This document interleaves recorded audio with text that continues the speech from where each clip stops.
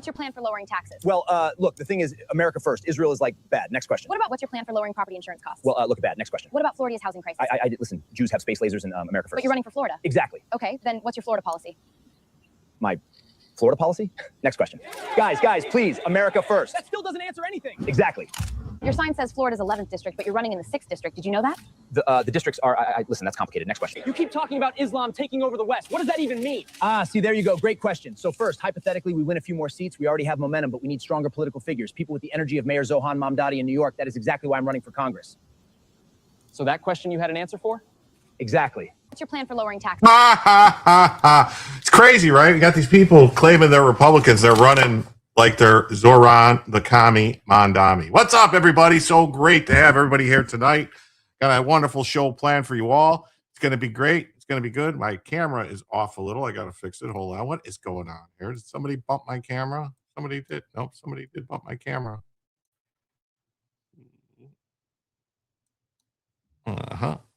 There we go. That's better. Much better. Much better. What's up, Lisa? Great to see you. What's up? Thumbs up for the admission. Thanks, Steve. Lisa Eder, MTG doesn't know anything. Well, yeah, she's going to say some crazy stuff. We're going to get into it. American Dreamers here. What's up? Rob's here. How you doing? Nathan, what's up? She's probably right because the government has plans for anything and everything. I'm sure there are plans at some point for this, but, you know, we're going to see. We're going to see where it goes. We're going to see where it goes and stuff like that. Pat Hacker's here. What's up? How you doing tonight? Dan Gagax, hello. Nice to have you here. Lisa Eder with 5 jewels. Thank you so much for the treat. Lurch Linger, how you doing? America first. Awesome. Awesome. MTG says we are planning nuclear strikes on Iran. Yeah, I know. That's a top story. Top story of the evening. Yeah. So what's up, Lisa Day? Good to see you. Essie Gatlin, good to have you here. How you doing? Hello, Nathan. What's up? Great, groovy. None of your business was first tonight. How you doing? So yeah, everybody's here. All the people that just came over from the raid from the great Robert Gavea, just Rhonda coming on. That's great. Yeah, so glad everything's going well with Mama and Cannon. That's good news. It's gonna go boom. It is. I sent a treat. Lisa sent a treat. I ate it. Oh, hey, nothing. Randall, great to see you. What's up, B Hops? How you doing? Jenny, what's going on? Watchers raid. Thank you so much. What's up, Rich? How you doing? Thanks for being here. Series of Bats. How you doing? Kofi's over here. Oh, yeah, what's going on? Kofi over holding it down to the kick, and Joe's here too. What's up, everybody? Jonathan's here too. What's up? So yeah, we've got some great stories to talk about tonight. Howdy, great people from Gavea. That's right. Thanks to everybody who's here. Bella's there. There she is. She's just chilling. Bella started a new medication today. I should have brought it in to show you. It's some new thing that they're claiming that it's going to fix everything. So we'll see. It's not really a medication so much as like a vitamin type of thing that's supposed to help. I don't know. They claim it'll get rid of any yeast issues, any scratching, any redness. So we'll see. We'll hope. But you know what else? You know what you could eat that would never, ever, ever make you scratch, itch, or have any problems? You can check yourself out some King of Biltong. That's right. You can get yourself some high quality meats. Biltong, Drowers, Cabanassi. If you like it a little spicy, you can get the peri peri. If you like a lot of spice, a lot of heat, you can get the Ghost Pepper or the Carolina Reaper, right? And they even have ribeye steaks that they ship frozen straight to your door if you want. Just saying. High quality stuff. And they have other kind of snacks, cakes, candies, and cookies that you can have sent to you from all around the world. So head on over to www.biltongusa.com and use promo code Jim. Save yourself 10% and eat some good meat.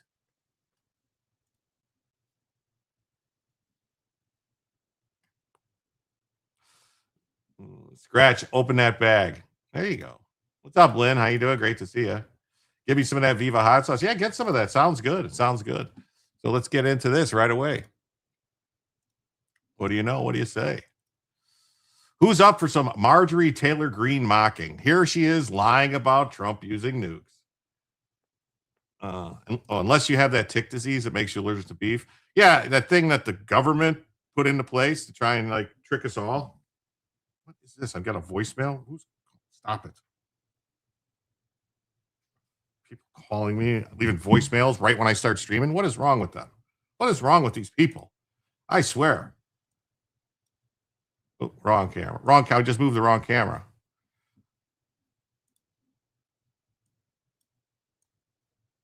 There she is. Super CIA ticks. Yeah. Yeah. Alpha Gal. Yeah, it is. My friend has Alpha Gal and it's horrible. It is. It's horrible.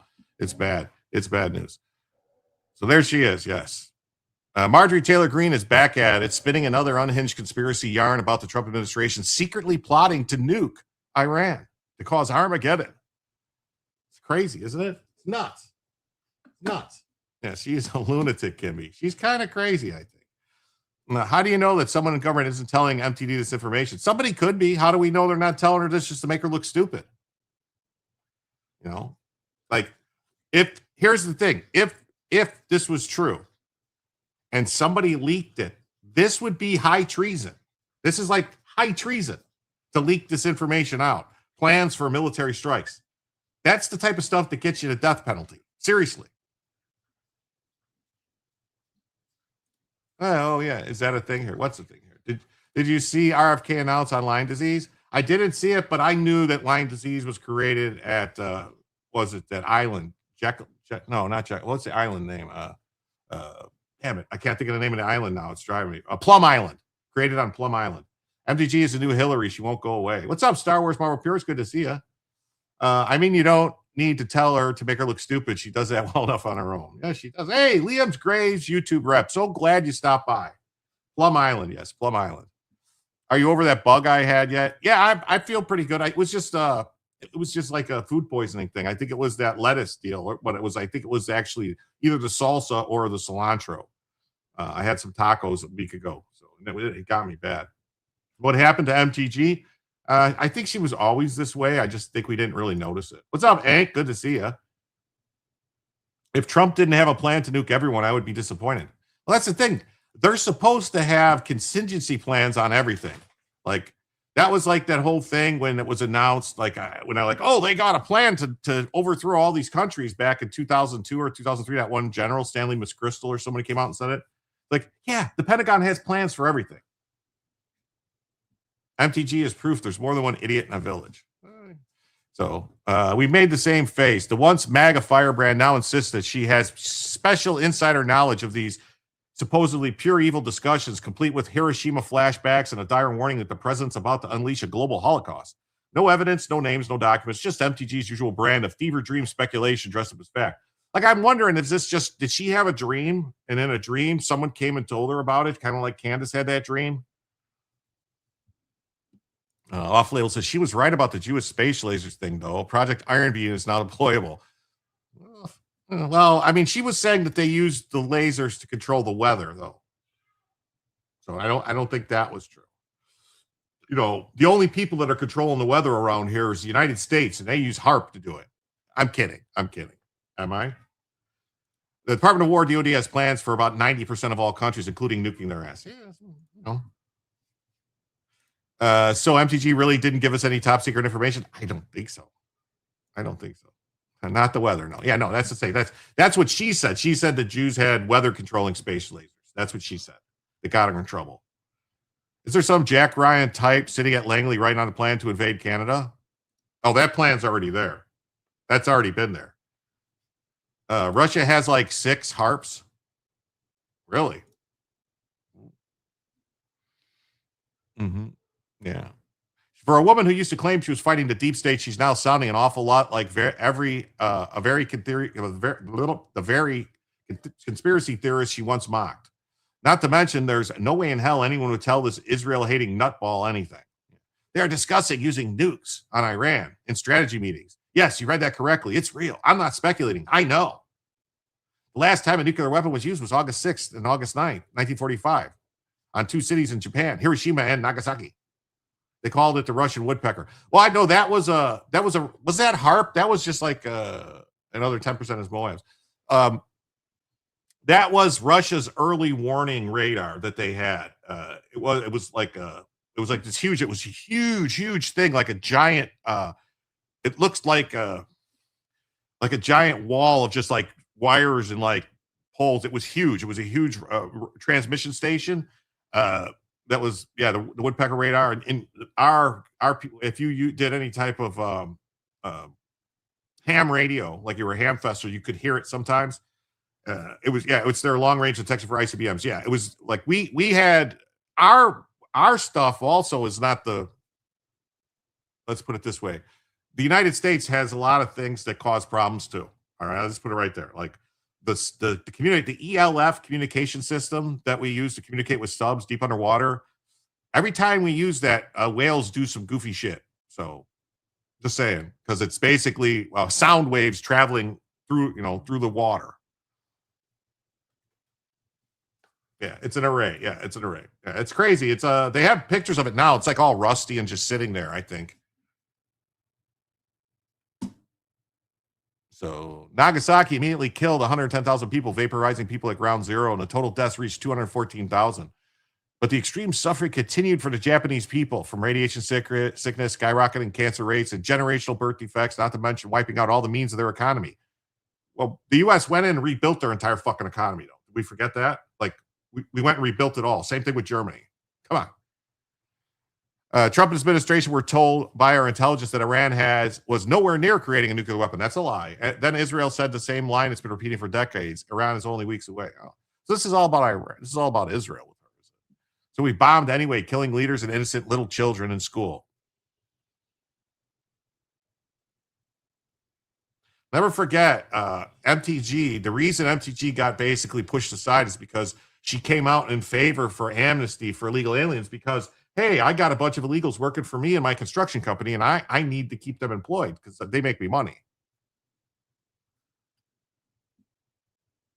Yeah, we scraped like 5 or 6 feet of dirt off of Hiroshima and replaced it. Yeah.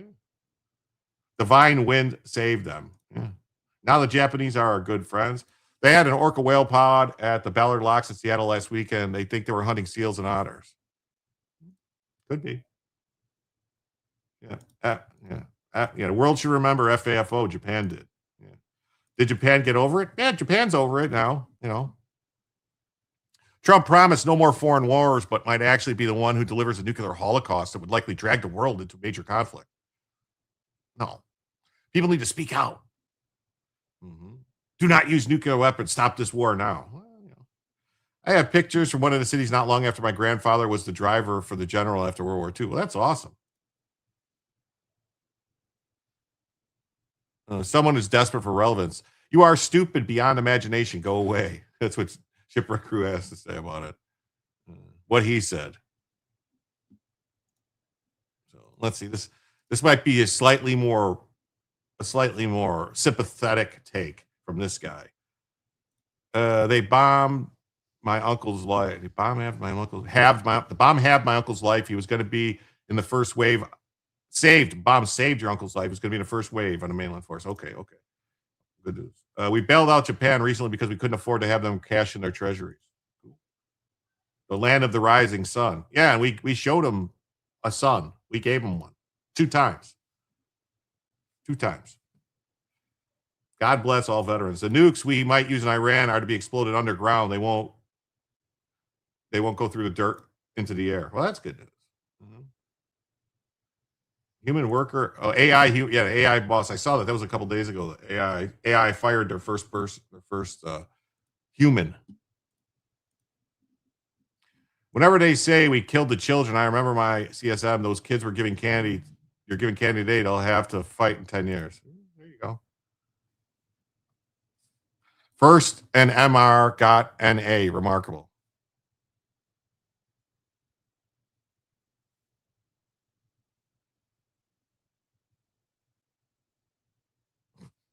I think, is that a COVID shot joke? I don't know. I don't understand. My dad was waiting to invade Japan also. The IRGC admitted they had nuclear weapons. So anyone says they didn't is a nut job. Yeah, they said they had enough for 11 bombs. And here's the thing. They didn't need to be 92% to create a bomb. With 60% enriched, you can create a bomb. It's just got to be a big bomb. It's got to be, it's like not big as a big explosion, but big as it's large. Like you couldn't put it on a missile, but you could put it in the back of a truck and drive it somewhere and blow it up. Is it better to relive Dresden? No. See, that's the thing. A lot of people don't remember the fact that Dresden and when we firebombed Tokyo, we killed way more people and caused way more damage. Like nobody says nothing about if you look at the history of what they did systematically in Germany, what LeMay, Curtis LeMay, and what the other bomber Harris from England, what they did. Boy, oh boy, man, I'm going to tell you, they methodically just wiped out villages and forests and everything just so that there was nothing left. They basically destroyed everything it wasn't military targets they were hitting in Germany. I hate to break it to you. It wasn't. Yes, we showed them two sons. That's right. Good afternoon, Jim. Where does MTG get this craft from? She had a dream just like Candace did. Hey, Charvan, great to see you. What's up, Thrustazar? How you doing? Free the USA. That's right. If you want to see true destruction, the firebombing of Tokyo and the bombing of Dresden were worse than Fat Man and Little Boy combined. Command Sergeant Major. Yes.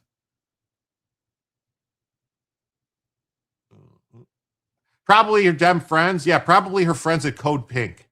Probably her friends at Code Pink told her this. If we nuked Pickaxe Mountain, there would be a radius of a few kilometers. I don't know that honestly, I don't know that a nuke would work for Pickaxe Mountain. It's got to get deep. You got to get deep in there. Like you would have to do maybe a big nuke could probably destroy what's underneath. It would probably get deep. If it was a direct hit on it, the destruction, the crater, and everything probably would do it. But that would have to be like a big bomb. Otherwise, you still have to get it underground. Yeah, Wheaties for sweeties and Flutie Flakes for the fans. That's right. The other day, someone was trying to tell me Ukraine was using nukes on Russia. I told them if they did, we would know within hours because nuclear weapons creates isotopes that are detectable. Oh, yes. LeMay was Japan. Yeah, no, LeMay was Japan, but LeMay was the head of the Air Force. LeMay was also responsible for planning and stuff like that. Like coming up with the plans for how they were going to do things. If I'm not, maybe I'm wrong. He was like he ended up being like the first.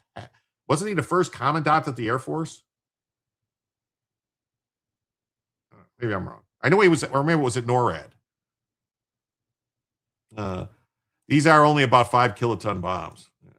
I think MTG was subvert PSYOP plant from the start. It's possible. You could sneak into the U.S. and go boom. Also, the Nazis had nothing on Unit 731. Yeah. Using a nuke on Russia would be a bad idea. Totally bad idea. They would break up the granite mountains are made of. Okay, good. Spats would have been closer to Bomber Command for Europe. Well, Bomber Harris is what I said. He was the British guy because the British kind of took point on the stuff that was happening in Europe. Dresden is where Martin Luther did the bulk of his ministry, starting Protestantism. That's true. LeMay was worried if DuPont could make enough napalm before nukes, he was going to set the home islands on fire. Oh. Bunker busters can be nuke equipped. They can. Okay, well, there you go then. Use a bunker buster nuke. For all you Canis bots, new book club, wait till your father gets home. See something, say something. There you go. Hey, thus we stand. Good to see you. LeMay was a psycho. Yeah, LeMay was what the hell was Dr. Strangelove? Is that the movie Dr. Strangelove where the guy's riding the bomb in? That was based on LeMay. Hap Arnold. Hap Arnold was the first head of the USF. Yes, okay, Hap Arnold. So LeMay was was in charge of Bomber Commando or NORAD, right? Speaking of isotopes, people are getting scavenging World War II wrecks for pre-nuclear containment steel. Contaminated steel. Oh, there you go. Drop like 30 bunker busters on a mountain and finish it off with the biggest kiloton nuke we have. They have nukes the size of, our fighters can carry nukes. They have nukes the size of oxygen cylinders. I thought the firebombing was white phosphorus. Napalm wasn't a thing until Vietnam. They did. I think they did use Willie Pete on the bombs that they dropped on Dresden, but I don't know exactly what they use. I think they use like fuel oil and other stuff like that in Japan. LeMay used all the incendiary inventory on Japan and bitched he had to use high explosive for a while. Okay. Ride the buck or buster to finish the whole thing off. World War II wrecks for steel not contaminated by the nuclear testing. Yeesh. That was horrible phrasing earlier. Okay. Aren't the nukes supposed to be a weapon of discourage our enemies? Yeah, well, nothing discourages them more if they're dead. He was in charge of Strategic Air Command, SAC. Yeah, which is like NORAD, right? Strategic Air Command. He was in charge of the nuclear bombers. Yeah. So let's see here. Look at this guy. Yeah, I'm gonna tell you. Mr. Not Applicable. Okay. Washington discussing nuclear strike on Iran, according to a former congresswoman. Marjorie Taylor Greene claims officials are considering lowering the threshold for using atomic weapons. Lowering the threshold. They're considering lowering the threshold. How does that mean? Unit 731 dropped a plague causing fleas on cities so they would kill people. Oh. Yeah, didn't we had some crazy stuff. Was that what was the one that had the bats, that they were gonna do something with bats and put something on bats so that they would fly in and release them over by Japan so that they would fly in, because all the housing in Japan was like wood. So if bats nested in the attics and then burst into flames, it would burn all the houses up or something like that. The scuttled German Navy at Scapa Flow from World War I is a source for steel used in Geiger counters. Oh, that's awesome. MTG lowering the IQ of the room. Mental retard got an A. Ah, okay. Firebombs on bats, it says. Discouraged us from using nukes. Well, Salvadorans and Haitians.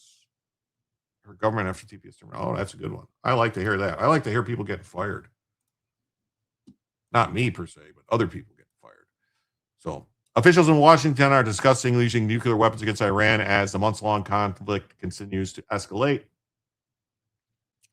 Once a prominent MAGA ally, who for some reason hangs out with Code Pink, like what's up with that? Like, why would a MAGA ally hang out with Code Pink? Like, that seems odd, doesn't it? Like,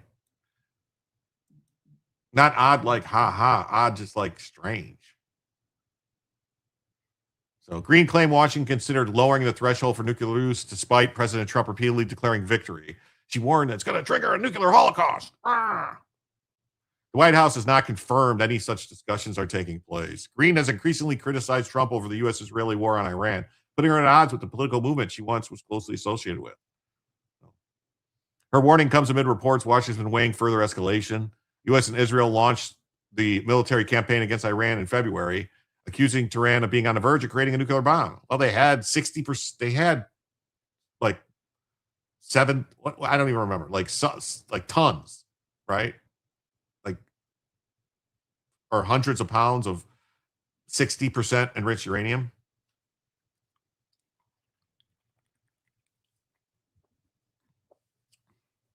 Oh, look at this. Our first donation of the day from, well, it's not our first. We had 5 cents earlier. Thank you, America. Well, that was loud. With that, folks, that means we're now just 90 away from adding a first additional hour and just 40 away from Bellevision.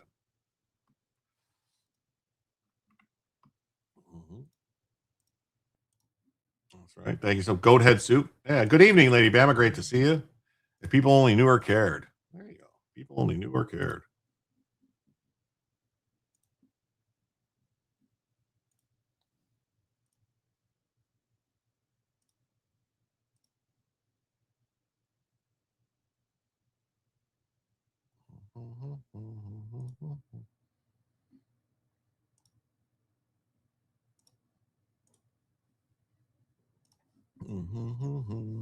We should first test a nuke in the ocean 100 miles off the coast of Iran.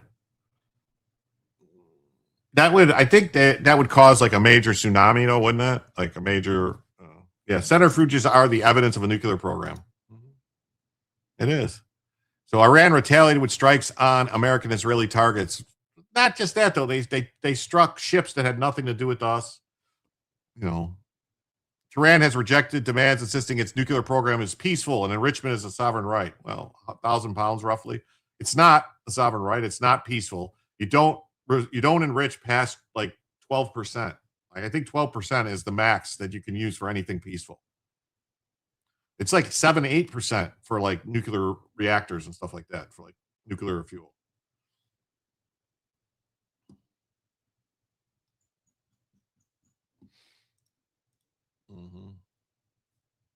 Then USA Today, same thing. Marjorie Taylor Greene claims Trump is discussing nuclear option in Iran, which I just don't believe it.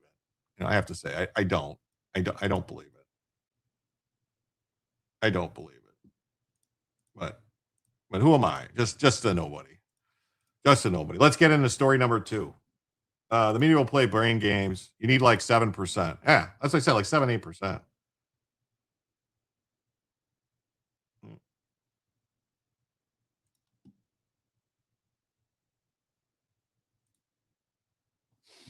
Let's get into this real quick here. New York State is forced to fire Salvadorans and Haitians that were working for the government after TPS was terminated. It's crazy. Illinois energy professor has a good video about nuclear enrichment process. If we destroyed them, we would be responsible for them. No thanks. Whose ship do you think you are on? WHO broke Piggy's glasses. Buy the book everywhere. Well, there you go. Yeah, if you break it, you bought it. Quit trusting MTG. She went to bat for Kevin McCarthy. Yeah.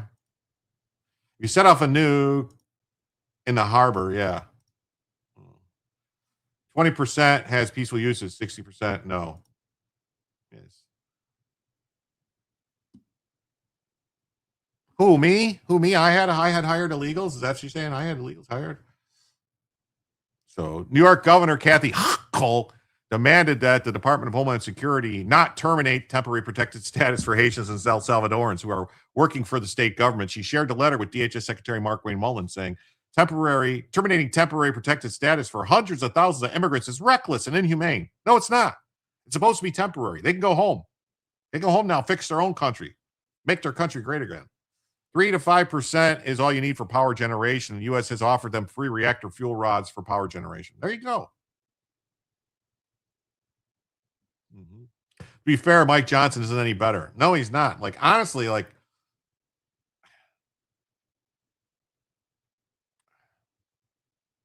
I mean, Byron Donalds did try to run for Speaker of the House, but he just didn't have it. He just didn't have the votes. Also, Periodic Videos has a neat video about extracting plutonium from spent fuel. They use an acid solution to pull the plutonium out. Oh, cool.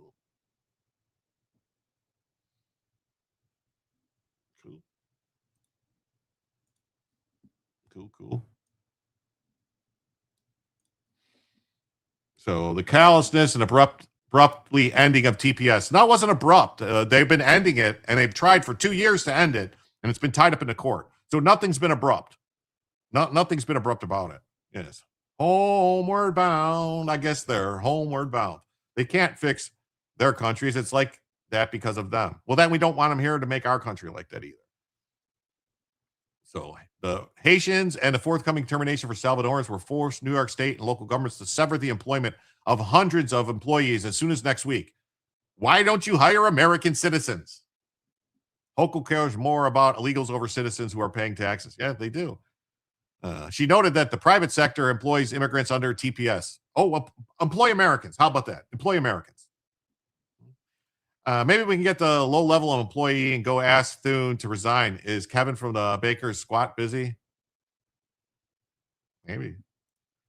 I don't get trolls. They're so dumb. They can't see their behavior doesn't change anyone. Yeah, it doesn't. Yeah. It's reckless and inhumane. So the sudden removal of members of our workforce will impact critical services. Yeah, some services have sucked because of those people, by the way. She went on to claim the Trump administration is knowingly and cruelly forcing thousands of families to leave. Yeah, they never were supposed to stay here. They were supposed to be here for a short period of time and then go home. This is nuts. This is nuts. Like, what is going on here? I don't get it.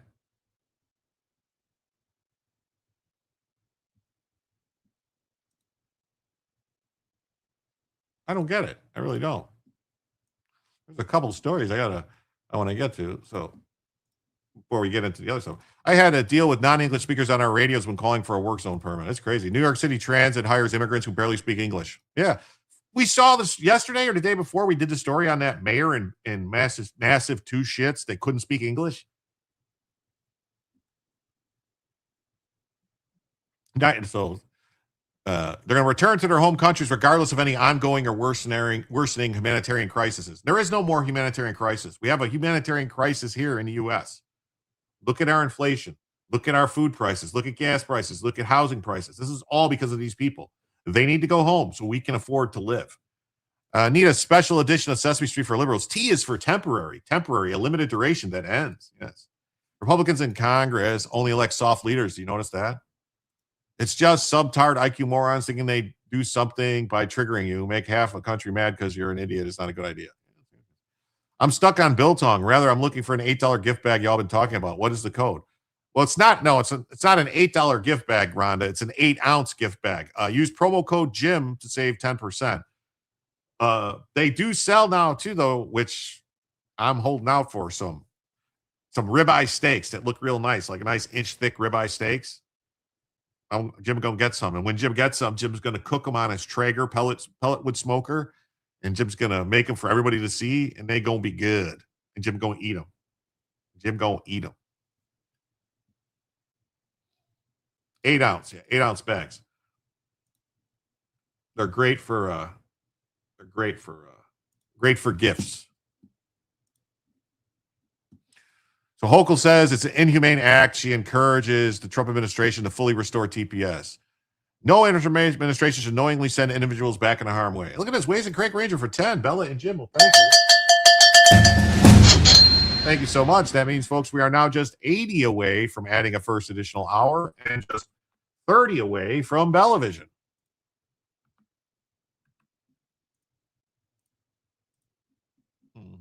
Hochul isn't actually humane with her draconian code rules. Oh, yeah. What is a pellet smoker? It's a smoker. It's a Traeger. It's basically, I love it because you just set the temperature and you can do it. You basically do anything. You can smoke stuff real slow and low on it. Like I'll make brisket or pork shoulder, stuff like that, ribs, or you can cook steaks on it, because it can get hotter. You can get it. It gets up to 500 degrees. So you can actually sear stuff and think about it. Yeah. Low and slow is a great way to turn a fantastic steak into shoe leather. Please don't do that. Sear quickly. No. That's what I'm saying. The Traeger, you don't, with the steaks, you cook it. I cook it at about 375, 400 for maybe about 8 to 10 minutes. That's it. But it still gets a nice smoke flavor. I have an idea. We take over Haiti, kick everyone off, and then either sell it to the DR or make a resort stay. That's it. You've got a Traeger. I love it. I love the Traeger. I love it. Yes. Sam says if Dems get control, ICE is going to jail for sure. Well, they'll try.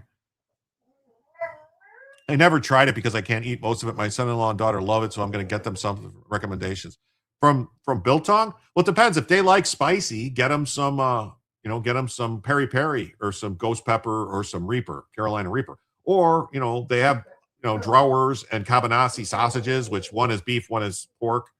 Very good, very good. It's an electric smoker, that uses wood pellets from the mortar smoke. Yeah, it's very good.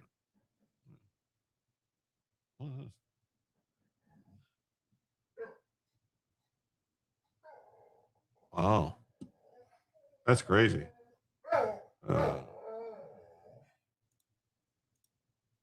That's crazy. Look at this, Bruce. Thank you so much. Hey, everyone here. Good to see my friends. Well, thank you, Bruce.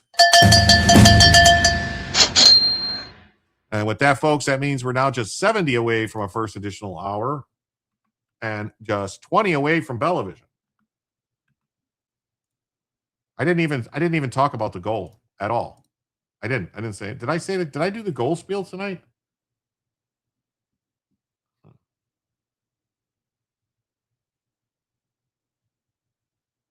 Yeah. Well, that's what's great about the pellet smoker. You don't have to be an experienced. You don't have to tend the pit. You just set the temperature and the temperature stays right there on the Traeger. That's what I like about it. And you can control it from your phone. What do you mean goal? What are you talking about? There's no goal. You didn't hit the goal.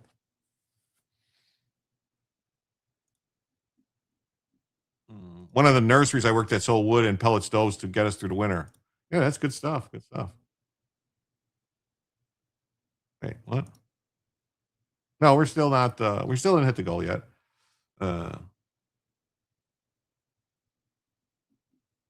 Upgrade Brucey 2032. Okay. Oh, you can't control your trigger from your phone. It's an older model. I think it's called a Timberline 1300 or something like that. Peach chutney. Oh boy. Yeah, it got good stuff. Good stuff. Good stuff.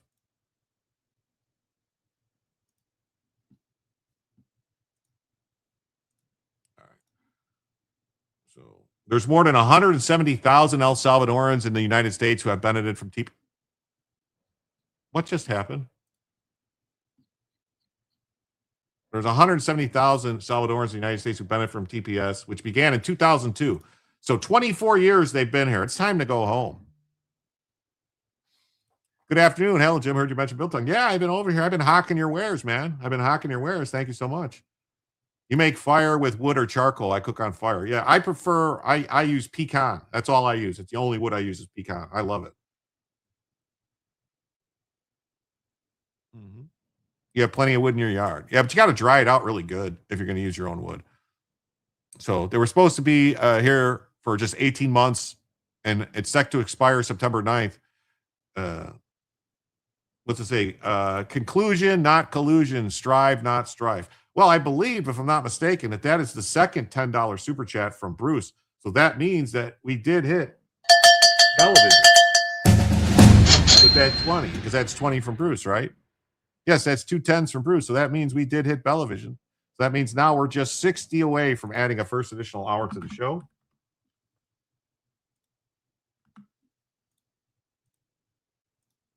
Mm-hmm. Now, where'd she go? She's being, there she is.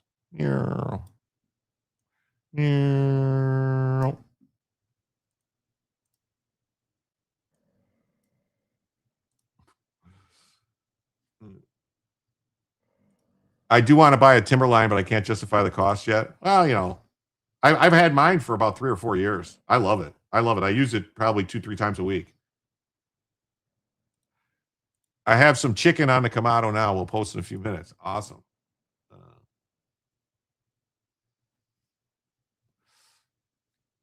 So TPS designation for Haitians began in 2010 and expired July 27th. More than 330,000 Haitians in the U.S. under this designation. Well, wait. Bruce says, let's go. Wow. Tactical assessment. Red Chinese victory. Impossible. America will never fall to communist invasion. Communism is the very definition of failure.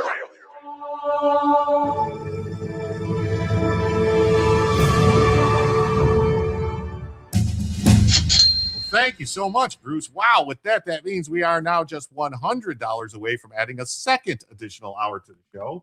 Because that's right, on this show, the way the show works, it goes on your guys' generosity. And Bruce is super generous tonight. The way it works is for every $100 in total that comes in across all platforms, YouTube Super Chats, Rumble Rants, becoming a member or gifting a membership on YouTube, Rumble, Kick, Twitch, Locals, and Locals Coins, along with Cash App, PayPal, Coffee, Ko-Fi, and Super Tips. I add it all up, and then for every $100 that comes in, we add an additional hour to the show. So the show could be as long as you want it to be. It could be 2 hours, 3 hours. Right now, it's going to be 3 hours at least. Could be more, 4, 5, 6, 8, 10, 12. You name it. That's how we make it. Yes, good on Bruce. That's awesome. Thanks for Bella. Wow. Thanks, Bruce. Awesome. Mm-hmm. So, yeah, so that's it. TPS has got to go, and they're crying about it. But you know what they say? Cry all you want. Doesn't matter. Mesquite is cheap, but burns very hot. Good for grilling, not for smoking. Yeah, mesquite gets a weird flavor for me. Rare to have so many from many different chats. Wonderful. Well, I try my best. I try my best to talk to everybody, and I'm trying to build a nice community here of people, and we can disagree as long as we stay civil and respectful. That's the way it is. Ah, Bella went back to her bed. What? No, you don't. No, don't give me that. No, don't give me that. Joe, keep it going. Oh. Yeah, so right there, folks, we are now just 98 away from adding a second additional hour to the show.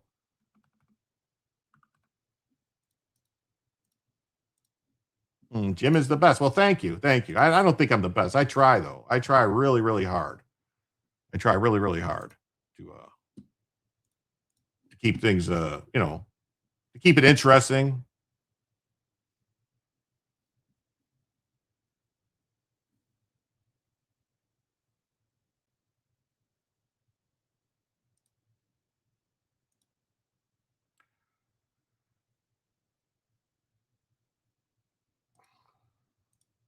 All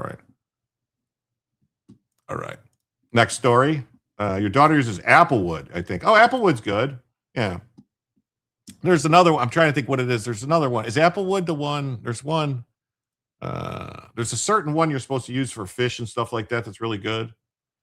So ICE deports depraved freak illegal immigrant who molested his own daughter in Virginia. No sanctuary.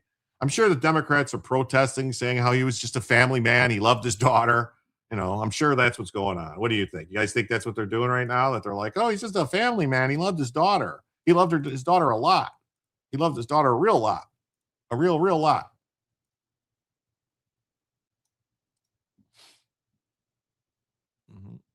Cedar, that's right. Cedar plank. You cedar plank it to do this stuff. Applewood is good. Yeah. Pecan is awesome. Yeah. I mean, I love turkeys on a smoker. I love chicken on a smoker. Pork chop. Oh my God. Nice thick pork chops. Oof. Good. The Department of Homeland Security called out the depraved freak sex offender and illegal alien whom the agency said recently deported after he abused his daughter in Democrat-run Virginia. Records from Albemarle County Circuit Criminal Division. Albemarle. Cedar is for closets and hope chests. But for if you're going to do they say, if you put like a salmon or fish on a cedar plank and cook it, it's supposed to be good. I don't know. Records from the criminal division show that Mexican national Marcelo Vasquez Renya was convicted in March after pleading guilty to a charge involving a parent violating a child between the ages of 15 and 17. The incident took place in 2018. He was sentenced to 5 years and 6 months in prison with 5 years of the sentence suspended. Wait a minute. He was sentenced to 5 years and 6 months in prison with 5 years of the sentence suspended. So he raped his daughter and they only gave him 6 months in jail? What is going on? I like going to Costco, getting whole pork tenderloin, slice them into thick pork chops myself. Oh, yeah. Albemarle and a rant. Oh, well, thank you. I like rants. Oh, look at this. Look at this, Frankie. It's a rant. Says, thus we stand. Says, deportation train. Choo-choo. Thank you so much. And with that, folks, that means we are now just $88 away. 88. That number is means something to some people. Away from adding a second additional hour to the show. Second additional hour to the show. What am I talking about here? We're on a roll tonight. Cedar plank soaked in wine. You cook salmon on cedar plank. You don't burn it for the coals.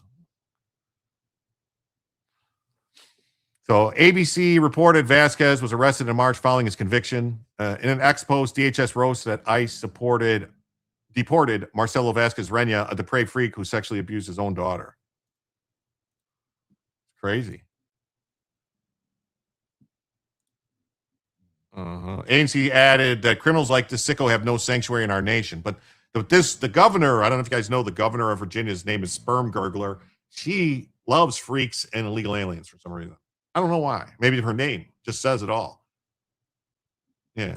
Parent violating a child says it all. Whichever. Oh, you ain't kidding. Feet first, Stephen. Look at, oh yeah, and this is a guy they're probably out there protesting the Democrats. I think, if I'm not mistaken, Ro Khanna or somebody was saying that this guy is like, oh my God, this guy's a family man and a father and a construction worker and blah blah blah. And how could they do this? Yeah. Yep. DOJ waves the white flag against 9 decades of red tape over suppressors. Well, I still money. You think so? You're hungry? They're still going to have to wait and see on that one, on the suppressor thing. We're going to have to keep an eye on it and see what's going on with it, because there's still the DOJ. They're going to have to come out with some new rules. They're going to have to come out with new regulations to tell people what to do, how to handle it. But I think the entire NFA is unconstitutional. It should be thrown out. So it comes as parts of Virginia has seen serious violent and sex crimes involving illegal aliens. ICE has lodged a detainer in July asking Fairfax County officials not to release this Nahima Noel Fuentes Benegas after DHSA ambushed a Fairfax County police officer. DHS said officers responded to a report of a man who left a home in, I don't know, Amadale, whatever it is, Annandale, following an argument while armed with 2 knives. As they searched the wood, he emerged from the bush, grabbed the officer's gun, and attempted to disarm him. Fairfax County Police said one officer fires his service weapon. And another officer simultaneously deployed a taser. So, sperm gurgler has faced criticism for her handling of illegal alien crime. Since on her first day in office, she rescinded the executive order by Republican Governor Glenn Youngkin directing state law enforcement agencies to assist federal immigration enforcement. He looks creepy to me too. DOJ still has 60 days to appeal. Yeah, they have to come out and say they're not going to appeal or something like that. A while ago, your bank replaced your card, and the last 4 numbers was 1488. I thought it was yeah. Oh, what do you know? You're heating up ribs you made over acacia charcoal. That's cool. So Fox News reached out to sperm gurgler, and she didn't say anything about it. Never got back to him. Here's like the local news story. ICE deports a legal immigrant who sexually abused a child. So they just say a child, not that it was his child. Look at this. Illegal alien charged with murder a day after California judge released him for a burglary case. It's just crazy that this keeps happening. It's crazy. This keeps happening. This keeps happening.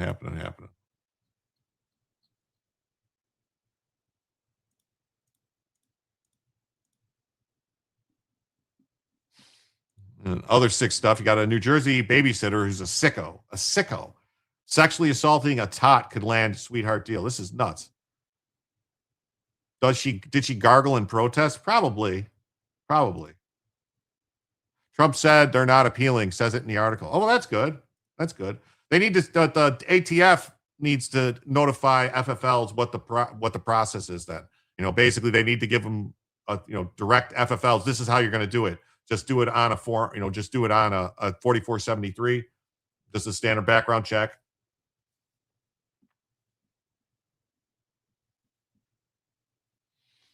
Saw a piece about a New Zealander who overstayed visa who is getting deported after serving 8 years in the Marines. I mean, if you never got your green card, if you never bothered to do it and you were here on a visa, that's on you. I mean, if you serve in the military, generally speaking, it's a pathway to a green card, but you have to actually apply for the green card. I would like to know more about that story. Like, is it possible that that person committed some other crimes and couldn't get a green card?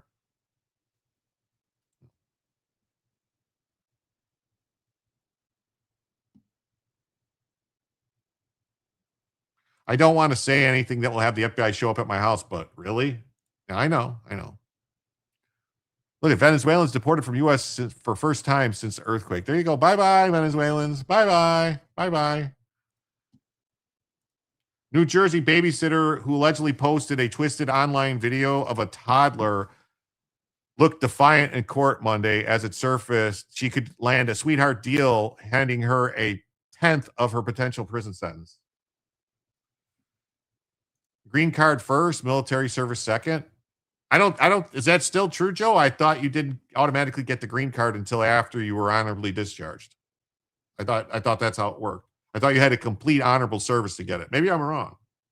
I thought that's how it was. That's what I read somewhere. Accused Kitty Diddler, Victoria Ann Cranmer, appeared in the Toms River courtroom, fettered in her trademark pink handcuffs and petulantly glaring at reporters as prosecutors revealed the possible plea agreement.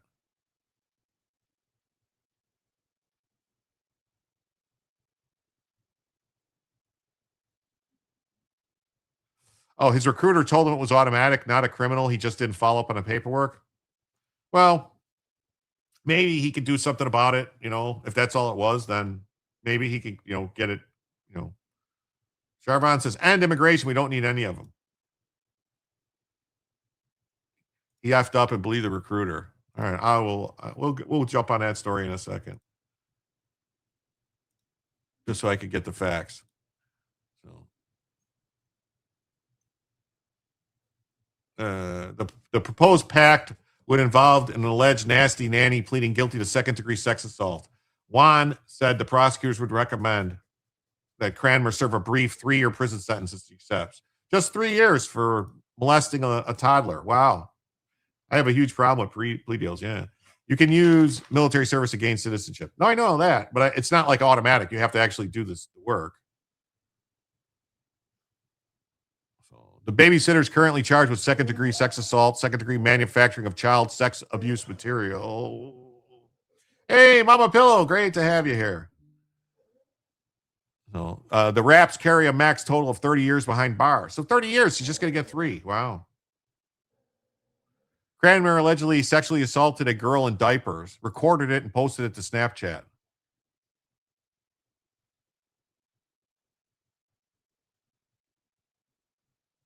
Cranmer faces 30 years. So that's her Snapchat filters on. This is Snapchat filters on. All right.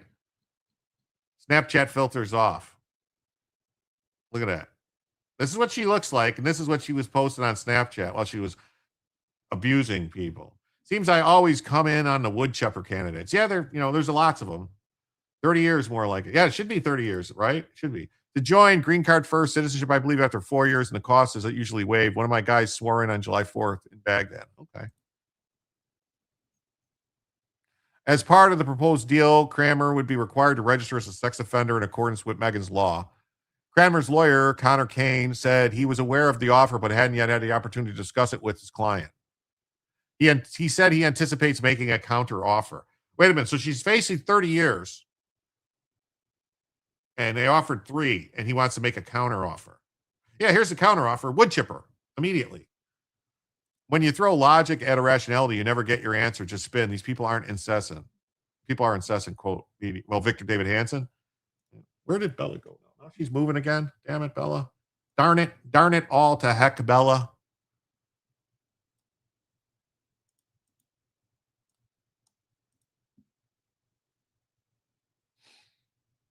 So, well, I hope so. The party's 50-year crusade to decriminalize crime to prevent even violent felons from serving prison sentence has come to fruition. Yeah, this is nuts. This is nuts. All right, now I heard this, and I was like, this is not good news. The Trump administration is pausing contentious border project in Texas's Big Bend. Yeah, service guarantees citizenship. That's right, Super Troopers, baby, or Starship Troopers. I'm sorry, Starship Troopers. The brief suspension reflects the intensity of bipartisan opposition and was a rare concession from the administration. Like, why? So the Trump administration said Monday it's temporarily pausing construction of a border wall project in Texas' Big Bend National Park while the head of the agency tasked with building the wall visits to do an on-the-ground evaluation. So they sued. They just won the lawsuit. Like yesterday or the day before, maybe Friday.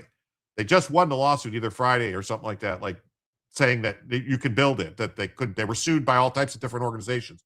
And after they went through the court and won the lawsuit, now they're like, oh, we're not going to do it. What? The project through the national park in southern Texas has faced fierce opposition by critics who say it's marring the pristine environment. They argue the region's rugged and remote terrain already serves as a deterrent. Really? Then why are all the people coming through?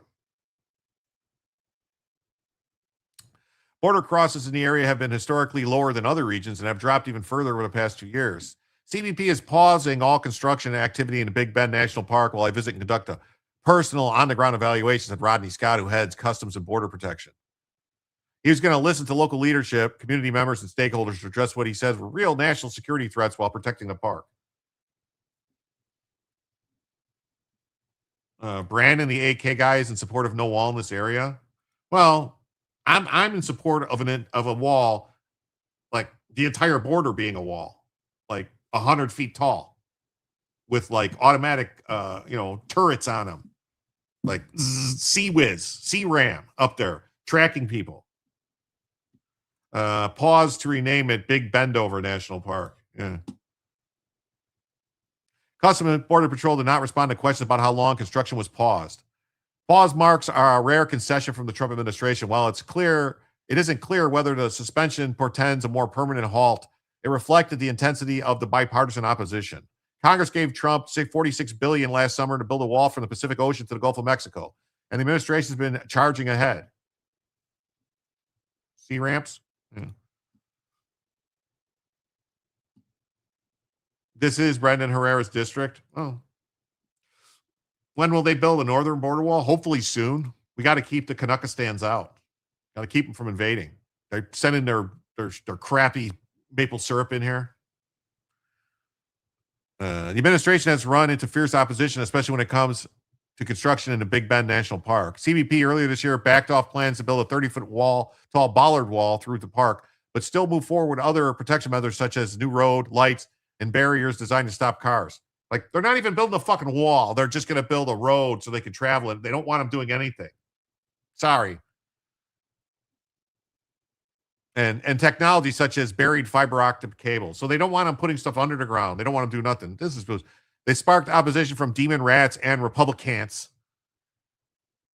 Former national park officials and local residents. Critics say the rugged landscape. You're going to scar the ground. You're going to scar the earth. Well, you know what?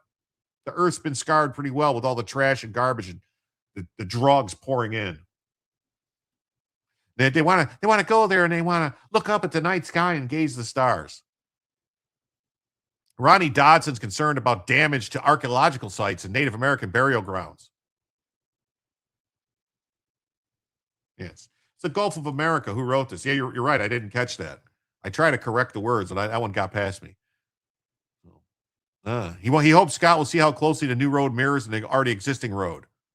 Oh, but maybe that road's not where it needs to be so they can protect the border. Greg Abbott said he spoke with Homeland Security Mark Wayne Mullen over the weekend and suggested the construction pause was the result of their talk. Bulldozers seen recently in the park clearing land. Last week, bulldozers were clearing land. At the time bulldozers were seen, they said on X that they were related to survey and design work. John Cornyn, who lost the primary to the state's attorney general, wrote to Mark Wayne Mullen, so you got the earth scars itself. So you got a scumbag Cornyn trying to fucking white knight and be like, I think you should stop. I think you should stop. What does Ken Paxton think? They're trying to put a turd in the punch bowl.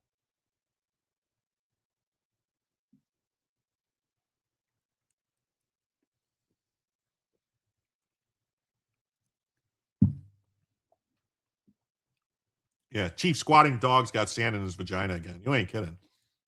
Pen to paper is still the way, and litigating from the bench is still the drug libtards are strung out on. Yeah. So as the wall building efforts have shifted into high gear and roughly 2,000-mile border opposition has spiked as well, administration faced criticism from Native American groups saying wall contractors are desecrating religious sites. Oh, and then a Texas town said it will damage their levee system. A Catholic church says the wall construction mars an important religious site. Well, here's the thing, Catholic Church. If you stopped smuggling in all these fucking illegal aliens and shielding them, we wouldn't have to build the wall. But you're part of the fucking problem. Yeah, silica vaginitis is a terrible thing. It is. It is. Hey, what's up, Alan? How you doing? The desert has not been an effective deterrent so far. That's true. It hasn't. Activists who have been rallying opposition praise the pause. Bob Krumenecker, who was the superintendent of the park, chairs an organization that says Keep Big Bend Wild, which aims to preserve the park's wild nature, says he was wary but optimistic. These motherfuckers. Yeah, he's got the itis. He does.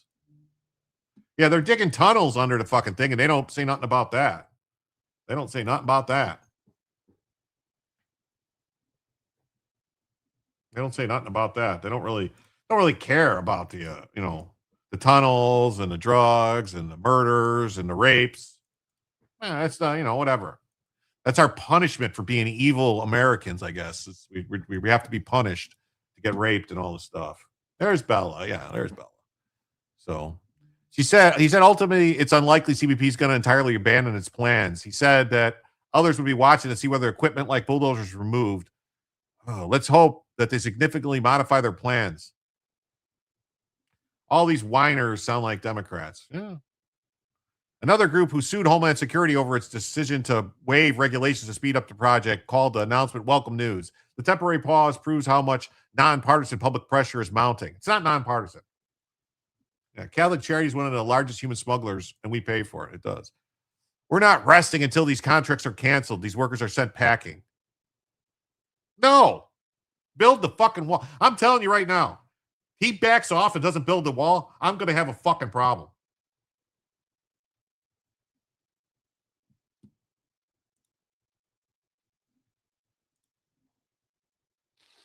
Same thing from the Hill. Just says CBP halts construction in Big Bend National Park. This is Spectrum Local News. Trump administration pauses contentious border construction. It's not contentious. It's not contentious at all. This is local news out of Austin. Big Bend National Park border wall construction paused. Your federal lawsuits trying to stop border security work inside Big Bend National Park. Here's more on that story from Amelia Jones with our sister station in Dallas.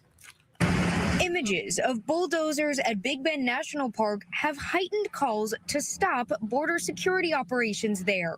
A newly filed federal lawsuit argues the project violates U.S. law and religious freedoms and could cause irreparable damage to archaeological and sacred sites. Not only is this a waste of taxpayer money, but it is really a travesty to our national park system and to a place that many Texans love and adore and enjoy recreating in.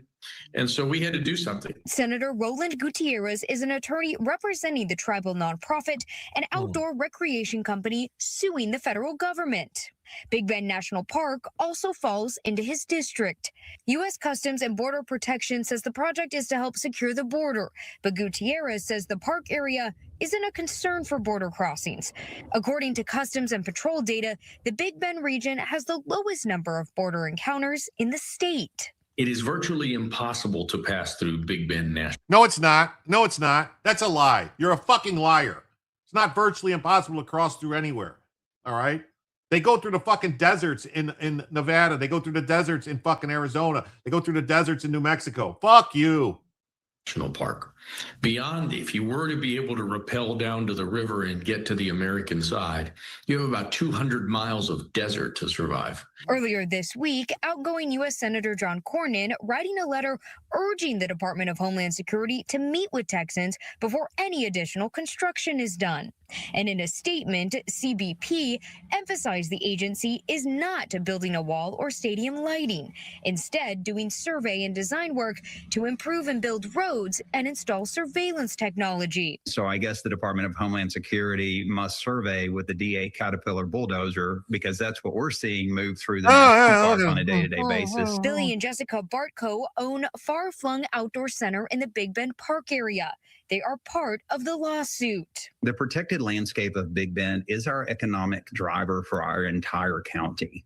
And a couple of counties, actually. And so when you look at it, it's devastating on every level. In addition to concerns about the economic impact on their business, the Bartkos are conservationists at heart. If they continue to do what they are currently doing, which is completely alter the state of this park, it may not be here for future generations. Oh, shut up, you liar. They're putting a fucking wall up in the road. It's not altering shit. These people are such liars. I can't stand it. I can't stand it.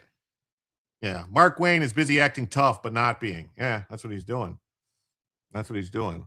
All the trash the illegals leave behind is great for the environment. It is. No Shite says, just catching up on the stream, but for alpha gal syndrome, I found a place to treat me in Tulsa, Oklahoma called Relax Renew Medical Massage. I'm able to eat meat again. Seems like a miracle. Well, I hope that's true. I hope this isn't a troll, because I hope if you have it, I pray that I don't know what I would do if I couldn't eat meat. I would not be able to survive. I would not be able to live. But I pray that it's working for you, and I hope it will work for other people. I really do. Do I see a nose ring? Oh, you're definitely seeing a nose ring. How is that going to interfere with your income? Do they rely on illegal aliens' monies? Yeah, the cartels are probably paying big money. They probably smuggle. Look at the look on their face. They're probably fucking smugglers. How about the economic driver of the country? That's right. Is he Massey's brother? Could be. Until an illegal grapes and murders your wife. Well, one can only hope. So throw up a 6-inch thick Lexan so the view will remain, or better yet, fuck them. There you go. Okay, they serve the sentence of illegal alien fraud and crime. There you go. These illegal aliens are pretty tough. Many of them don't mind crossing the Darien Gap to get to the U.S. Yeah, many of them get raped, killed, sick to death. That's right. Yeah, send them back whence they came. Yes.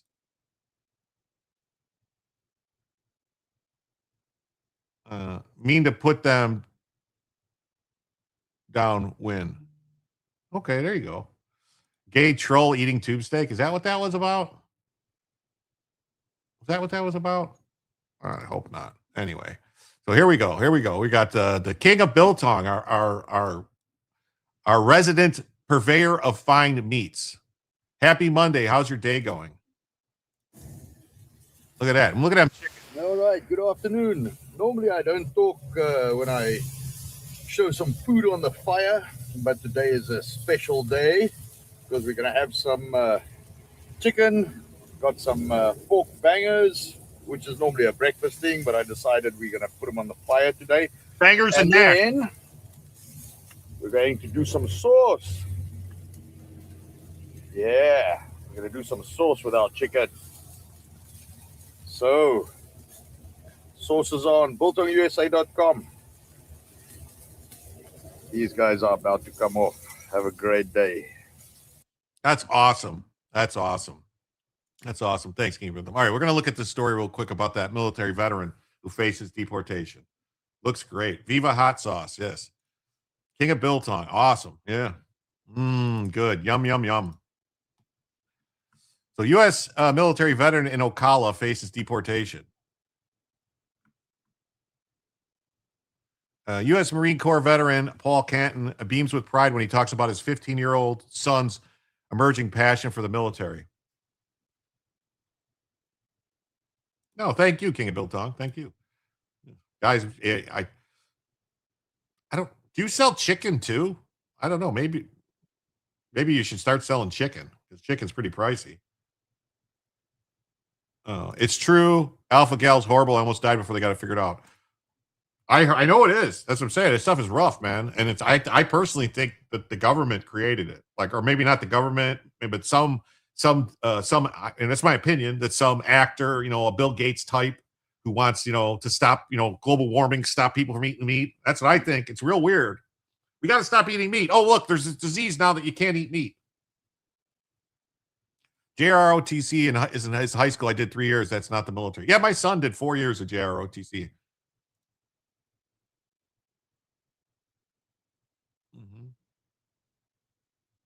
Yeah, so if you guys want, head on over to King of Biltong at www.biltongusa.com and use promo code Jim. Get some good stuff. I sell anything you want if I can source it. There you go. There you go. Daddy, we getting chicken. So Alex Canton recently joined a junior reserves officers training corps at Bellevue High School. Canton, 48, recently taught his son how to perfectly shine his dress shoes. Once an agonizing task during his 4 years in the Marine Corps. Shine shoes is agonizing? That was like, I just remember, like, that was, okay, first of all, the only time I ever actually shined my shoes was in boot camp. Once I was out of boot camp, but I got those, what do they call, like, poriform shoes, where they're like the shiny stuff, like that you don't have to do anything with. You don't have to shine them. They're just automatically shiny, and you would just wear those when you had to have shiny shoes. Yeah. But that's what, in boot camp, you would just sit there on the floor at night, shining your shoes. I'm hungry too. I didn't eat dinner. Bill Gates ticks. The man is a monster. There you go. Patent leather. Yeah. The lazy boots, tisk tisk, Jim. Hey. I was in the Navy, remember?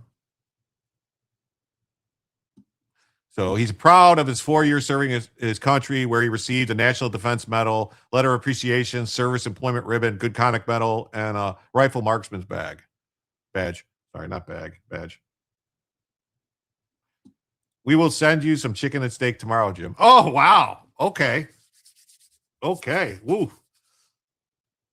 I guess he only served 4 years. I thought it was 8. Well, 4 years, it's, that's still service, I did 4 years in Air Force Junior ROTC and 4 years in the Civil Air Patrol. Couldn't get in the military because of disabilities.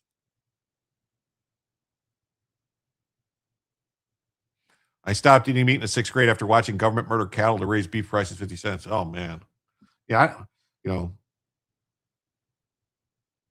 I don't like the way they do some stuff with the mass farming stuff, the way they slaughter some animals and stuff. It's like very hard to, once you see it, you can't unsee it. But 4 years in active reserve. So yeah, 4 years active. Yeah, probably 4 years inactive. I wonder if he had 2 years active reserve or anything like that. So would have thought that he found joy teaching my son to shine shoes. Despite living his American dream, he's technically a man without a country. He was born in New Zealand and raised in Australia. He came to America in 1988 as a foreign exchange student and joined the military after 2 years working on a Colorado dude ranch.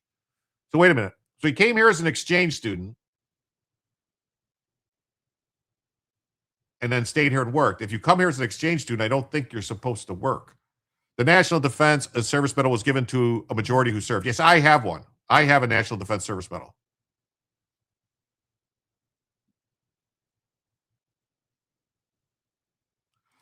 Beef is so good for us, full of so much goodness. Yes, it is. Canton says the recruiter back then promised he would automatically become a citizen if he served 4 years. So this guy's probably, some judge is probably going to say, oh, well, you can't prove that he wasn't told that, so we're just going to have to make him a citizen. When he left the service with an honorable discharge, Canton served 4 more years on an active reserves. After those 8 years, he thought he was automatically a citizen. In the 25 years since he left the military, he married a U.S. citizen. And in 2003, he fathered 2 sons after he got married. So now I'm wondering,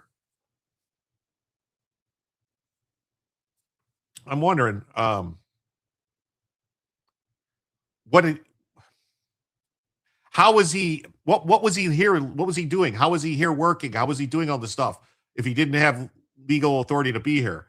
Did he have a green card and then he let the green card lapse? Like he never went and did anything with it. He just kind of didn't do nothing. I mean, this seems like a paperwork snafu, like maybe they could fix it.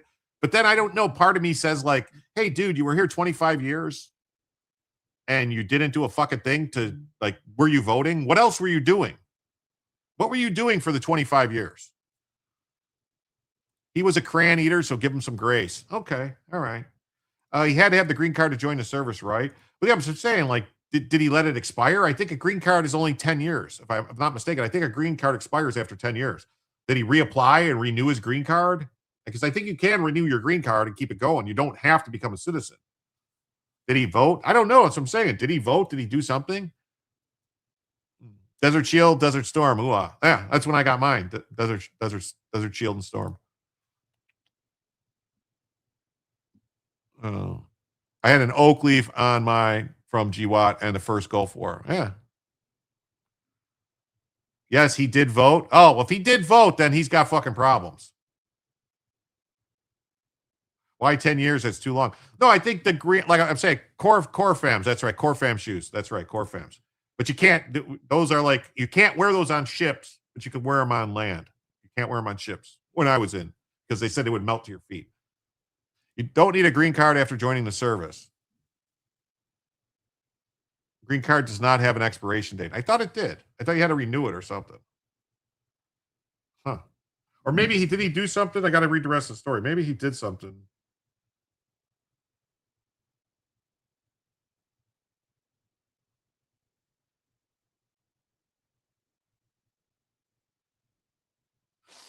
We must have done something. I got to say, wait, the rest of the story. I miss Paul Harvey. I'm sorry. His voting is what got him sent home. Oh, well, then he broke the law. Okay. So, no, then he broke the law. I'm sorry. He broke the law. After he got married, he made sure to exercise his right to vote. He registered using his DD-14, a form number for an official military service record, and voted 8 times. So he broke the law. No, he never got a citizenship document. No. His citizenship question came to light last summer when he tried to renew his driver's license. The federal government had stepped up citizen requirements through the Homeland Security to prove place of birth and other information to get the real ID star in the driver's license. Yes. Goes voted as a non-citizen. Sucks to be him. Bye. Yeah, green card with no allegiance to the USA. Well, he was voting. He just started vote. Why did he? Well, here's the thing. If he thought, and here's the question, if he thought that he was automatically a citizen, why did he wait to start voting until after he got married? Anyone? Canton had a report to Citizenship and Immigration Services in Orlando for an interview. He figured his naturalization was a foregone conclusion, but the immigration officer who covered his nameplate with a sticky note was rude and condescending. Oh, was they? Okay. A fact that he wrote in his affidavit, set as part of his appeal. The last thing he said to me is, I don't know how you got into the country. I don't know how you got into the military. I don't know why you are still here. 5 months after the interview, the U.S. Citizenship and Immigration Services sent him a letter that denied his request to be a naturalized citizen. Well, they can't naturalize him because he voted illegally. Regine says a green card is for 10 years and you have to renew it. Yeah, that's what I thought. That's what I thought. Someone told me it doesn't expire. No, it's 10 years. You have to renew it. Did he finish his tour of duty and get an honorable discharge? Yes, he did. But then he didn't become a citizen and he just started voting. So that's a crime. There is no automatic citizenship because of military service unless they changed it this year and I missed the email. No, there is no automatic citizenship. No. Marriage to a U.S. citizen is not automatic U.S. citizenship. No, it's not. Yeah, he got busted. He never swore in his U.S. citizenship. They can't. They cannot naturalize him now. He voted illegally. He's not eligible for naturalization. He's not. He's no longer eligible. My wife had to renew hers until she became a citizen. It does expire. That's what I thought. I thought it did expire. 5 months after. So the reason for the denial, he illegally voted in numerous federal elections, which means he is not of good moral character. He always believed he was a citizen, registered to vote, voted 8 times. Wow, this thing, remember they keep saying that illegal people, non-citizens can't vote? It's impossible.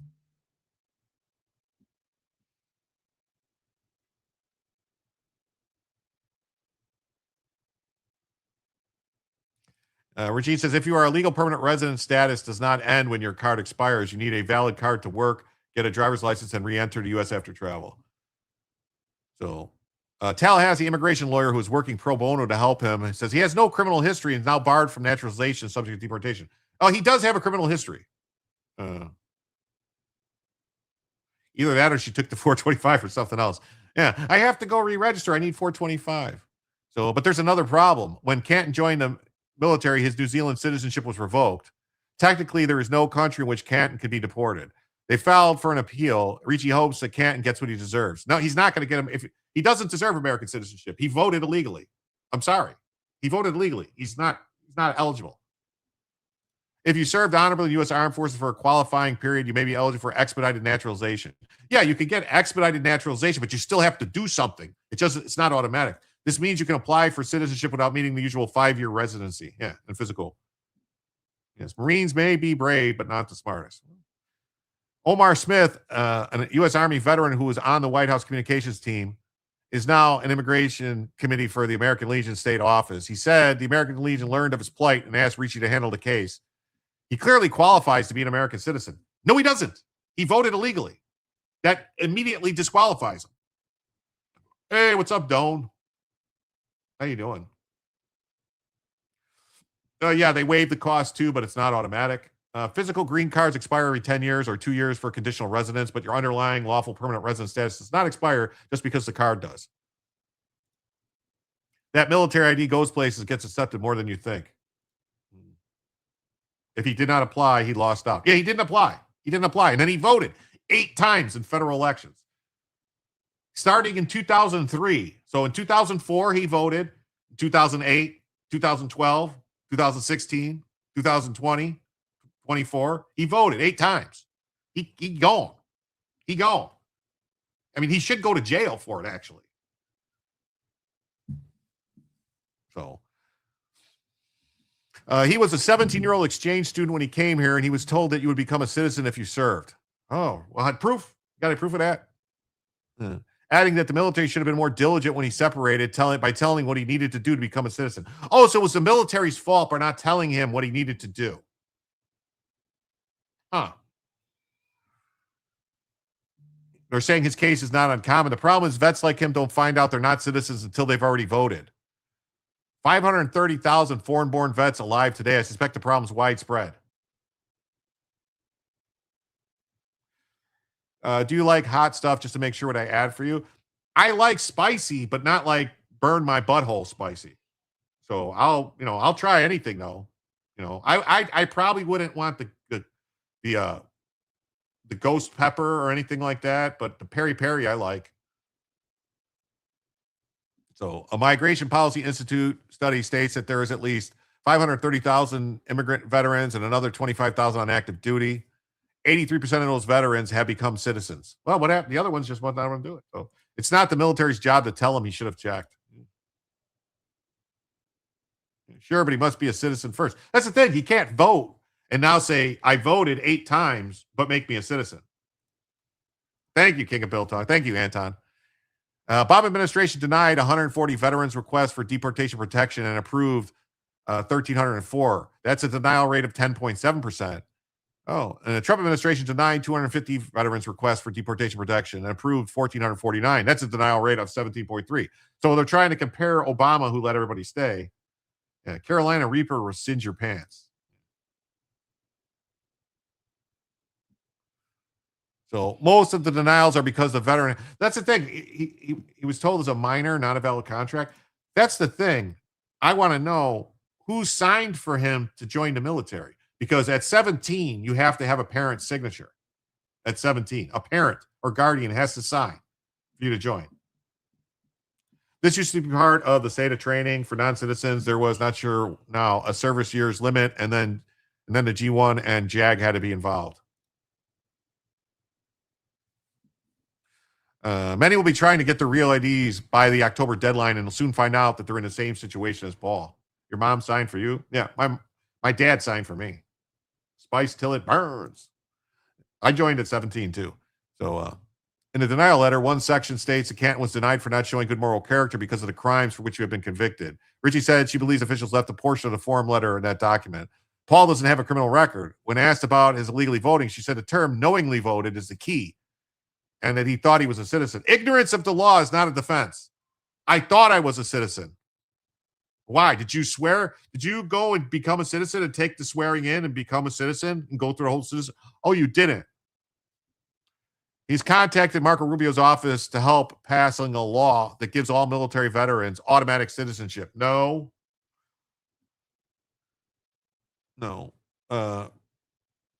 So this guy, Ricci, is a godsend. Subversion, espionage, directed against U.S. Army. Yeah.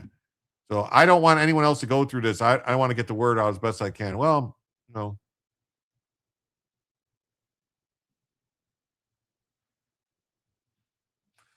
I don't know.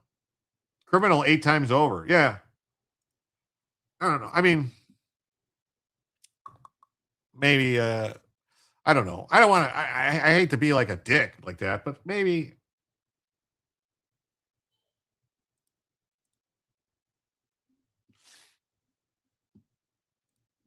Maybe they could figure something out. High-profile Democrats are pleading stupidity all over the place. Yeah. 14th Amendment to the Constitution, slave baby amendment to pay for illegal immigrants, chain migration. Yeah. No issues. I agree. Maybe he is stupid, but ignorance is no excuse for breaking the law. Yeah. Ignorance of the law is not an excuse. You can't go in and argue that you didn't know something was a crime. You can't. Yeah. And that's why it's just a checkbox. Are you a citizen? And bam, you can vote. Yeah, he checked the box that said he was a citizen. To become a citizen, he has to go through interviews and a ceremony, a piece of paper issued to him. Yeah.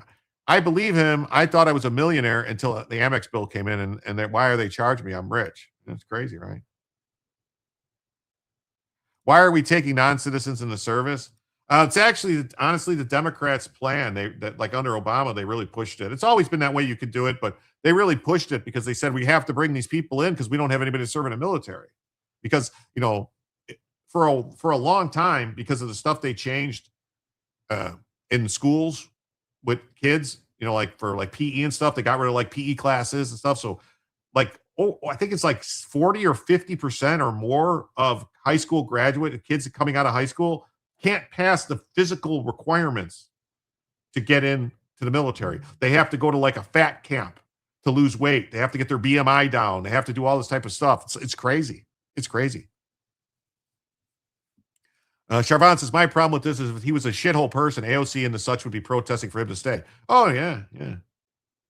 Was ignorance of the law the nanny's defense for the deal? Maybe.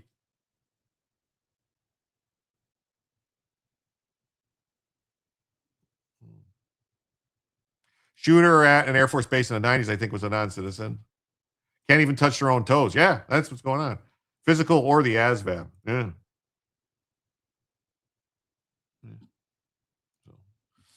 All right. On to the next story here. We have, after killing hundreds in boat strikes, U.S. military expands campaign on land in Latin America. Yeah, a lot of 4F kids. Yeah. After all the successful strikes to stop the drug boats from the terrorists coming into the country, now we're going on to land. That's right. The Trump administration says it seeks to expand its lethal campaign of bombing boats off Latin America's Caribbean coast onto land.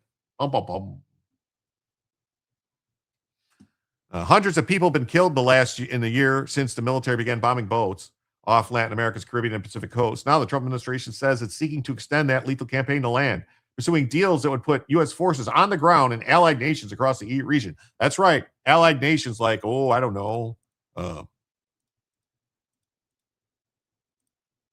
Colombia, Venezuela, El Salvador. I think there's only Brazil and Nicaragua are the last two that we really got to do something about. Give them a path to citizenship and charge them with felony voting fraud so we can never vote.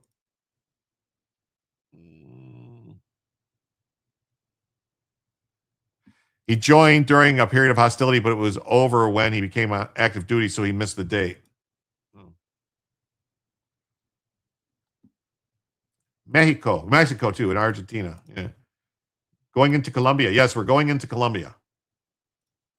Thousands killed by their drugs. Tens of thousands, hundreds of thousands.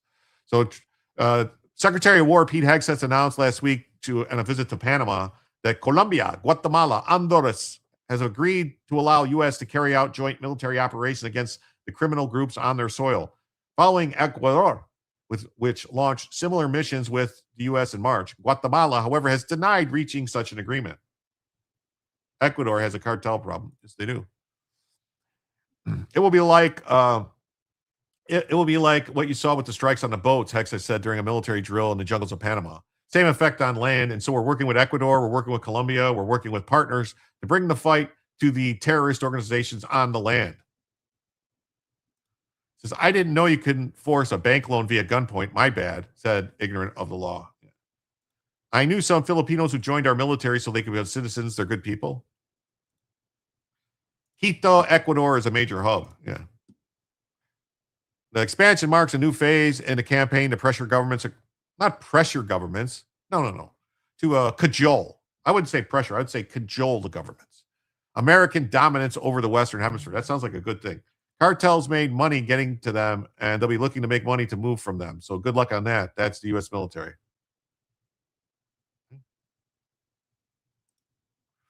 Voters across the region are increasingly embracing Trump-aligned leaders, giving Washington more willing partners. It's strange that all this is happening after USAID went away.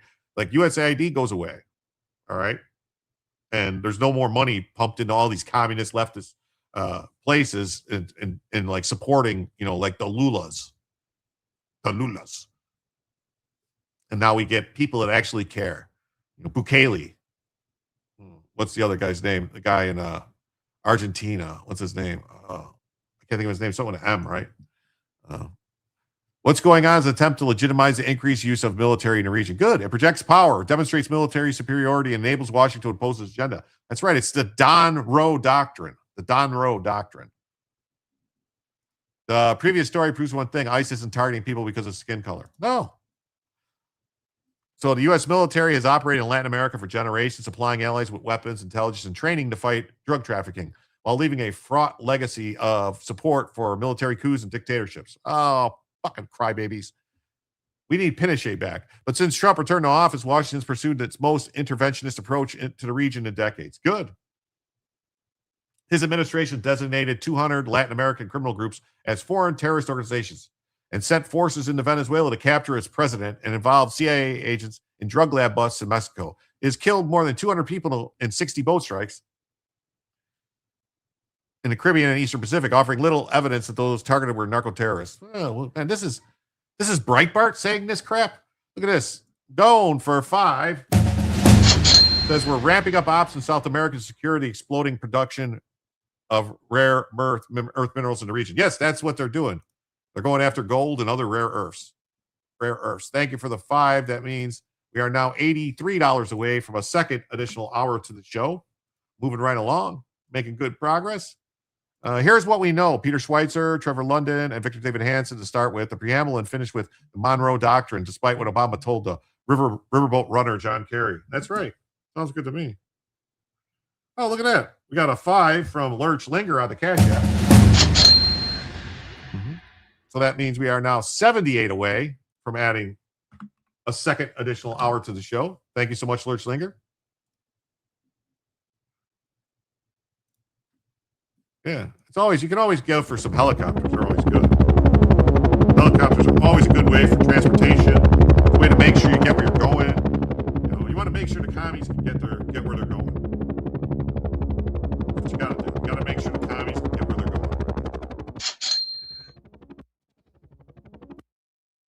I think John Kerry was a turd. Yes, he was. ICE isn't targeting U.S. citizens or naturalized citizens, but they should target Ilhan Omar.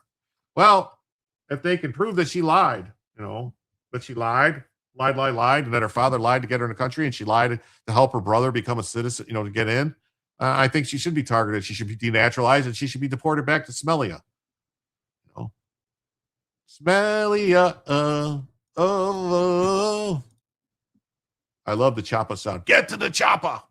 Pinochet's helicopter arrived. Drop shipping commies. That's right. We send them where they need to go. Telephone, radio, helicopter, satellite, geofence, on your own mind. Things are difficult to outrun. You were saying? Sustained U.S. combat operations alongside local forces would be new and different, said William Leo Grande, a Latin American specialist at American University, testing deep-rooted sensitivities over national sovereignty.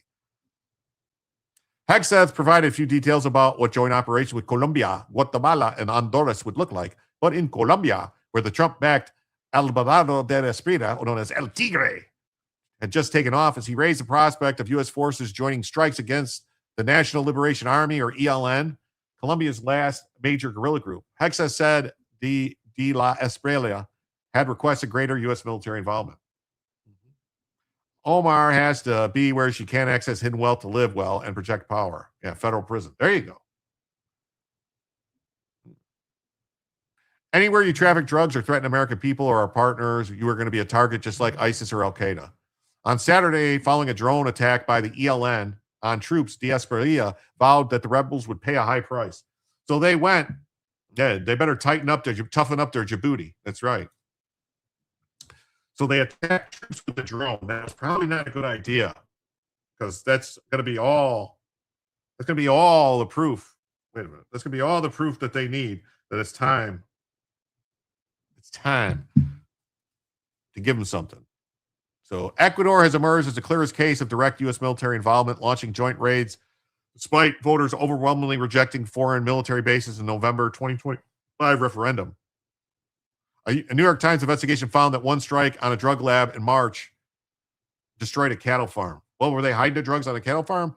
The push to extend such agreements has gained traction with Trump's ideological allies in the region.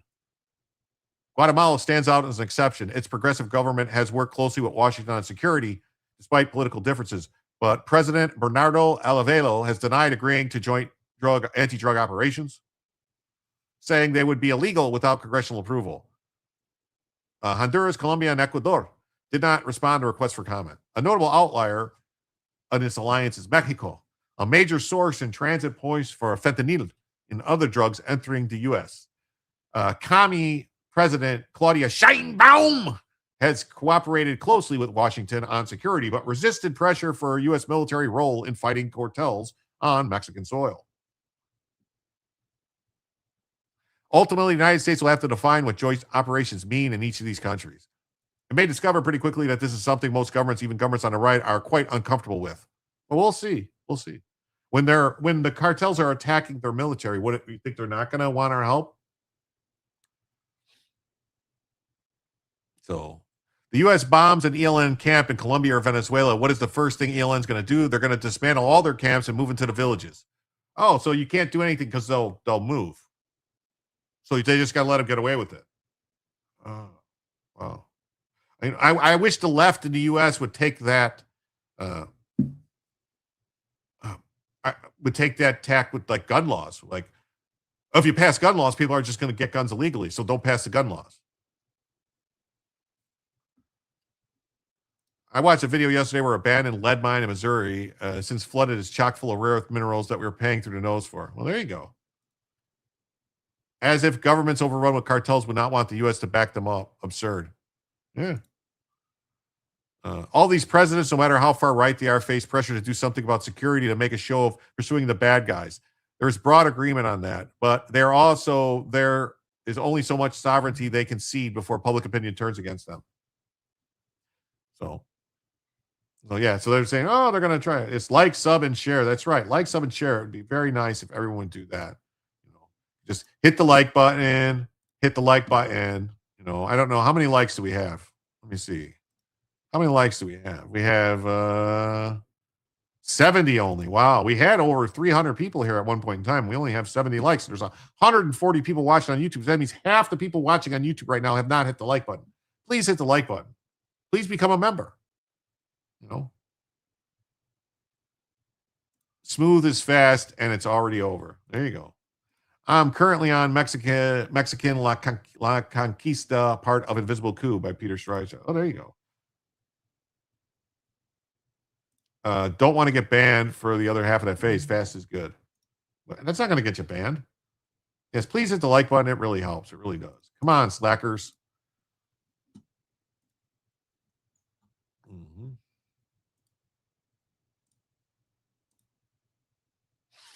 All right, next story. Luigi Mangione's New York trials delayed while prosecutors and defense debate double jeopardy. So was this the whole plan? Did they think they found a loophole where they'll plead guilty on the federal level and then they get out of the murder case? Because he wasn't charged. He wasn't convicted of murder. He wasn't even, they dismissed the murder charge. They said, no, there was no federal nexus to the murder, so you can't charge him with murder. Esprilla is doing in Colombia what Bukele did in El Salvador. I pray he doesn't fall to corruption. I hope so, too.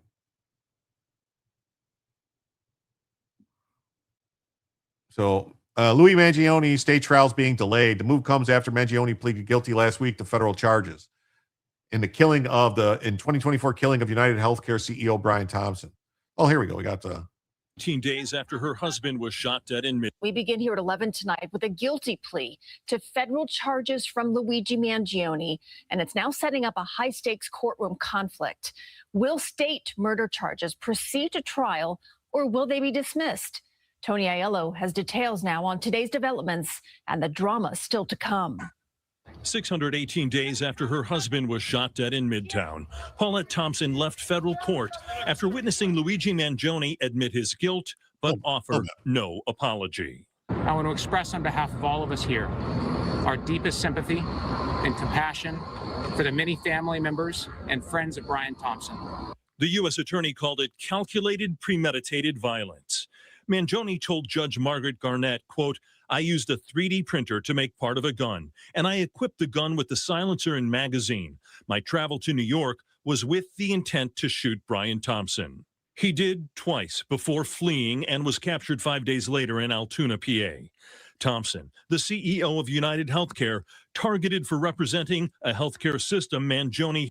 Well, thank you, Anton. Anton says I need to get back to work. We'll sort out your shipment for tomorrow. Thank you so much, Anton. I really appreciate it. You're the best. Awesome. I don't care. He's already in jail. Well, he didn't get charged with murder. He murdered someone, premeditated murder. And they did everything the defense did was just to keep him from getting the death penalty, because they didn't want him to get the death penalty at feds, and then New York doesn't have the death penalty anymore. So, what's up, NASCAR Mo? Hated. The killer was not a customer of Thompson's company. Murder is not a message, and a killer is certainly not a hero. He endured years of severe, debilitating pain following a broken back. He believed that the system had failed him and destroyed his life. Immediately after court, Mangione's defense team filed this motion to dismiss the state murder charges, arguing trying Mangione for murder after his federal conviction for stalking resulting in death would be double jeopardy. Both obviously require the death of the victim, the killing of the victim. And so the defense is arguing they're both basically murder charges. The Manhattan DA's office says it is committed to bringing the state case to trial. It'll likely take months for a judge to decide the double jeopardy claim. The U.S. attorney will seek life in prison when Mangione is sentenced on the federal charges in December. Tony Aiello, CBS News, New York.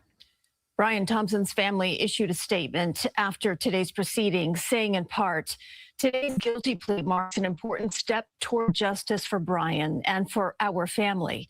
While nothing will ease the pain of losing him, we are grateful that the federal justice system has held the person responsible for this heinous act accountable. Yeah. Court reporter Alice Gaynor was inside the courtroom, and she heard Mangione's comments firsthand. You can watch my full interview with her on our website. Also, that's just one part of our extensive coverage. You can also... All right, well, that's our extensive coverage. So they're delaying it. The judge said the state trial has been delayed until December 10th, which will allow time for the prosecution and defense to litigate the motion to dismiss.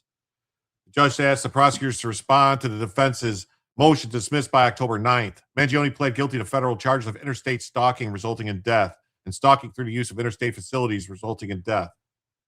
In the state trial, which has been set to start September 8th, he's facing second-degree murder, weapons, and forgery charges. A prior first-degree murder charge was thrown out last year. Yeah, so the state threw out first-degree murder. All right. They threw out murder, federal murder charge. Yeah. He walks around pretty well now. Suppose he is autistic and had ADHD as well. Yeah, probably. If you get in an accident, especially a back injury, as I did from a car accident, my car fiber, you're going to have long-term pain. It's not the insurance company's fault. Yeah. How long has this been going on? July 1st, 2015, 32-year-old Catherine Kate Steinley was shot and killed while walking with her father in front of Pier 14. That's right. Remember that? And they found him, the fucking jury in San Francisco found that illegal alien not guilty. I wonder if that guy's still in the country that murdered Kate Steinley. With a stolen gun, by the way, which they said there was no proof that he stole the gun. He didn't even have insurance with the company. I know it's a joke. He did this. Yeah. Does the value from the gift by Bill Kong count towards the second hour? What are you talking about? I'm confused. I don't know what you're talking about. This dude is going to be out in 2 years selling pictures with him on 42nd Street. I hope not, dude. I really don't. Your car rolled 5 times. Wow. If they pulled her face any further back, she'd have eyes in the back of her head. Oof. Oof.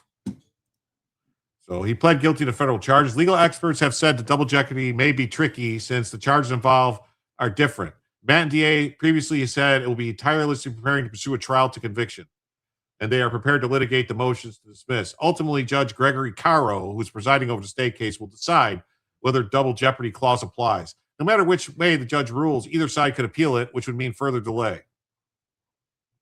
New York state law on double jeopardy is widely seen as being more generous to defendants, according to CBS News contributor and professor at Loyola Law School in Los Angeles. The New York law says defendants can have successive prosecutions for the same course of conduct in the same acts. No, he was convicted. He was convicted of the stalking that resulted in the murder. He wasn't convicted of the murder. Defense is going to argue that the federal stalking charge and the state murder charge are based on the same set of conduct. No, they're not.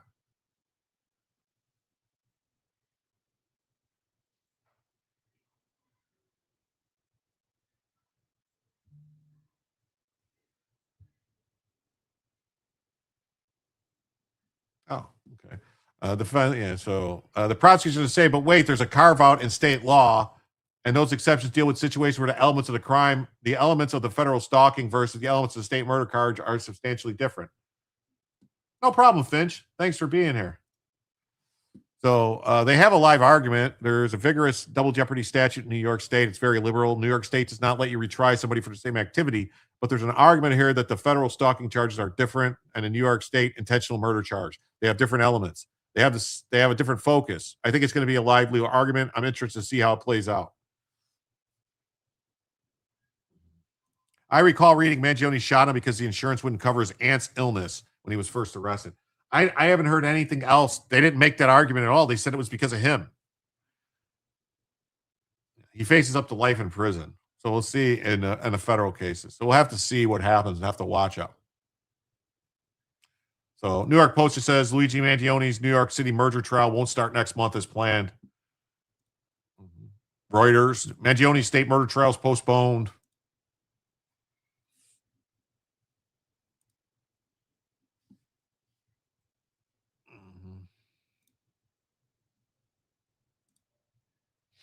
All right.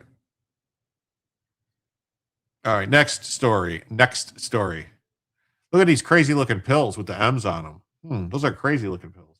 Broke his back and he got put through the ringer, I hear. Yeah. Chuck Schumer becomes Jeremy Corbyn, first Muslim mayor. Hey, I love your burqa suit. Is that a French maid? No. Department of Justice watchdog is going to review the DEA's tactic of permitting deadly fentanyl to hit the street. That's right. You guys remember Fast and Furious? When Obama let all the guns walk into Mexico and then tried to come after us and take our guns away because he said, hey, you guys, our guns are going into Mexico and they're U.S. guns, so we got to put restrictions on your guns when it was Obama doing it. They actually tried to do that. They tried to restrict the American citizens' rights to keep and bear arms because they were gun running into Mexico as a ploy to come after us. They did the same thing with fentanyl, it seems. So Department of Justice's internal watchdog is going to review the controversial tactic in which federal law enforcement allowed fentanyl to hit the streets to build bigger cases against drug traffickers. The review will examine government policies and wiretap investigations in which the U.S. DEA may have learned of fentanyl deliveries before they happened and stood down to avoid jeopardizing larger prosecutions. Current and former agents said the investigative strategy known as allowing drugs to walk amounts to a gamble with public safety and may have violated Justice Department rules intended to safeguard communities from synthetic opioid. The White House last year designated a weapon of mass destruction. Oh. When they are guilty, they postpone everything possible. Yeah, postpone. Yep. I wonder what VA hospital would be like if, because of pain, veterans eliminate the doctors. Sorry, I know I'm an asshole, but I'm not buying it. Yeah, think that, right? Yeah, that's supposed to be a question mark. Oh. So when is he eligible for parole? I have no idea, Hank. Well, I don't know if it's life with. It might be life without parole. If it's life with parole, it's got to be like Fed time. I think it's got to be. It'd have to be over 30 years, probably.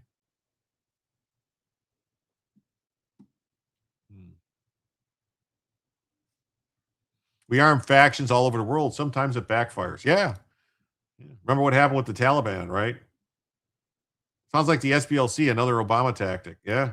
Fed time's 85%. That's what I'm saying. If it's life, but it depends on what they classify life as. Like it's like I think 50 years. Okay, maybe it's 50.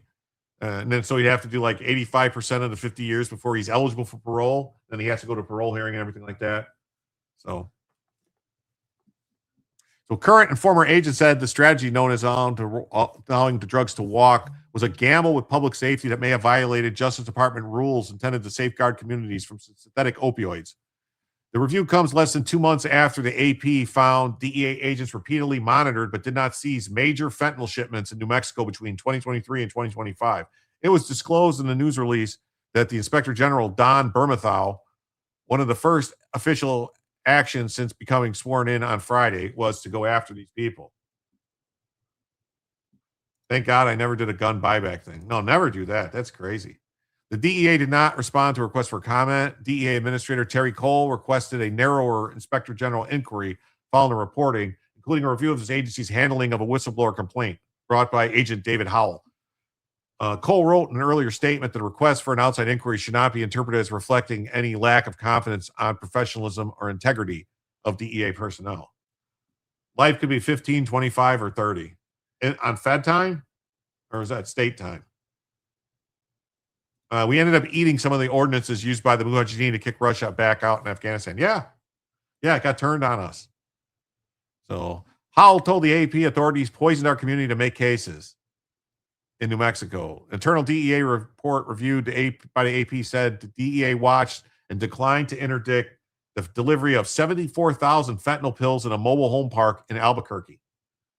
Fentanyl went unseized amid the deadliest drug epidemic in U.S. history, and the DEA led a public awareness campaign, One Pill Can Kill. So they let 74,000 pills in, so they could have killed 74,000 people, according to the DEA. That's the DEA's own words. That's the DEA's own words, man. The DEA's own words. One pill can kill. He said, Howell said he expects the review to show federal authorities endangered the public through willful inaction. Jasmine Crockett equals Angela Davis meets Cloward and Piven standing in a Zin River across the pond to the DNC. Wow. Sorry, Fed time is the rest of someone's life. Yeah, but I think if you get life, there's life without parole and life with parole. I think Fed time too. Maybe I'm wrong. Maybe there is just life, natural life. So the new review comes as New Mexico authorities continue to investigate themselves into whether the DEA broke state law by allowing hundreds of thousands of fentanyl pills to reach the streets. They're going to have a tiny problem because technically, because of, qualified immunity and the supremacy clause and, the constitutional supremacy of the federal government, they're going to have a hard time prosecuting a federal official if he was acting on the behalf, like doing what he was directed to do by his higher, like who are they going to go after? Biden? Are they going to charge Joe Biden? Like, charge Joe Biden, sure, with murdering your citizens. The federal court system abolished parole in 1987. Oh, okay, good to know. Didn't know that. So, Albuquerque Attorney General Raul Torres, a demon rat, recently threatened to sue the Justice Department after it refused to provide a list of records he requested. The DEA also has not allowed Howell to be interviewed by state authorities. The state is bearing the societal and financial harms of an influx of fentanyl into the communities. 2 additional DEA whistleblowers in New Mexico have come forward in recent weeks, including one who said his colleagues failed to seize 350,000 fentanyl pills that they learned about during the very first call they intercepted in a 2024 wiretap. The shipment was part of an investigation that resulted in the largest fentanyl seizures in DEA history. Court records show agents had the opportunity to seize thousands of fentanyl pills, but allowed trafficking to continue for months as they investigated. Biden is oatmeal at this point. Let's get Otto Penn instead. Oh, that's right. Get the Otto Penn. Hey, Otto, you're under arrest. The other whistleblower filed a complaint this month alleging colleagues monitored but did not arrest a drug courier who made repeated deliveries of fentanyl from Phoenix to Albuquerque between 2022 and 2023. Agents estimated each delivery to contain between 50 and 100,000 pills that went unseized. That's bad. That's a bad news. That's a bad news. Unlawful orders. No officer has a duty to follow unlawful orders. Well, it'll be dependent upon what the federal government's take is on it, like what they want. So here's a local news story. Well, increased violence in the Gilmore Homes neighborhood triggered the investigation. That work revealed it was tied to 2 major open-air drug markets. Operation Tug of War, an in-your-face reference to the nickname of one of 14 people indicted in connection with an open-air drug market in West Baltimore. These individuals conspired to distribute and possess with intent to distribute controlled substances, including fentanyl, heroin, and crack cocaine. The investigation began last December when a joint task force began looking into escalated concentrated violence in the Gilmore Homes neighborhood. The operations discovered drugs were fueling it. Our actions send a clear message. If you choose to flood our neighborhoods with drugs, illegally possess firearms, or use violence to terrorize our communities, ATF will identify you, investigate you, and hold you accountable. Residents in Penn North have mixed opinions on the impact. Some say it's business as usual. We spotted open drug use, for example. It's okay. Yeah, I've been here for a long time. Yeah.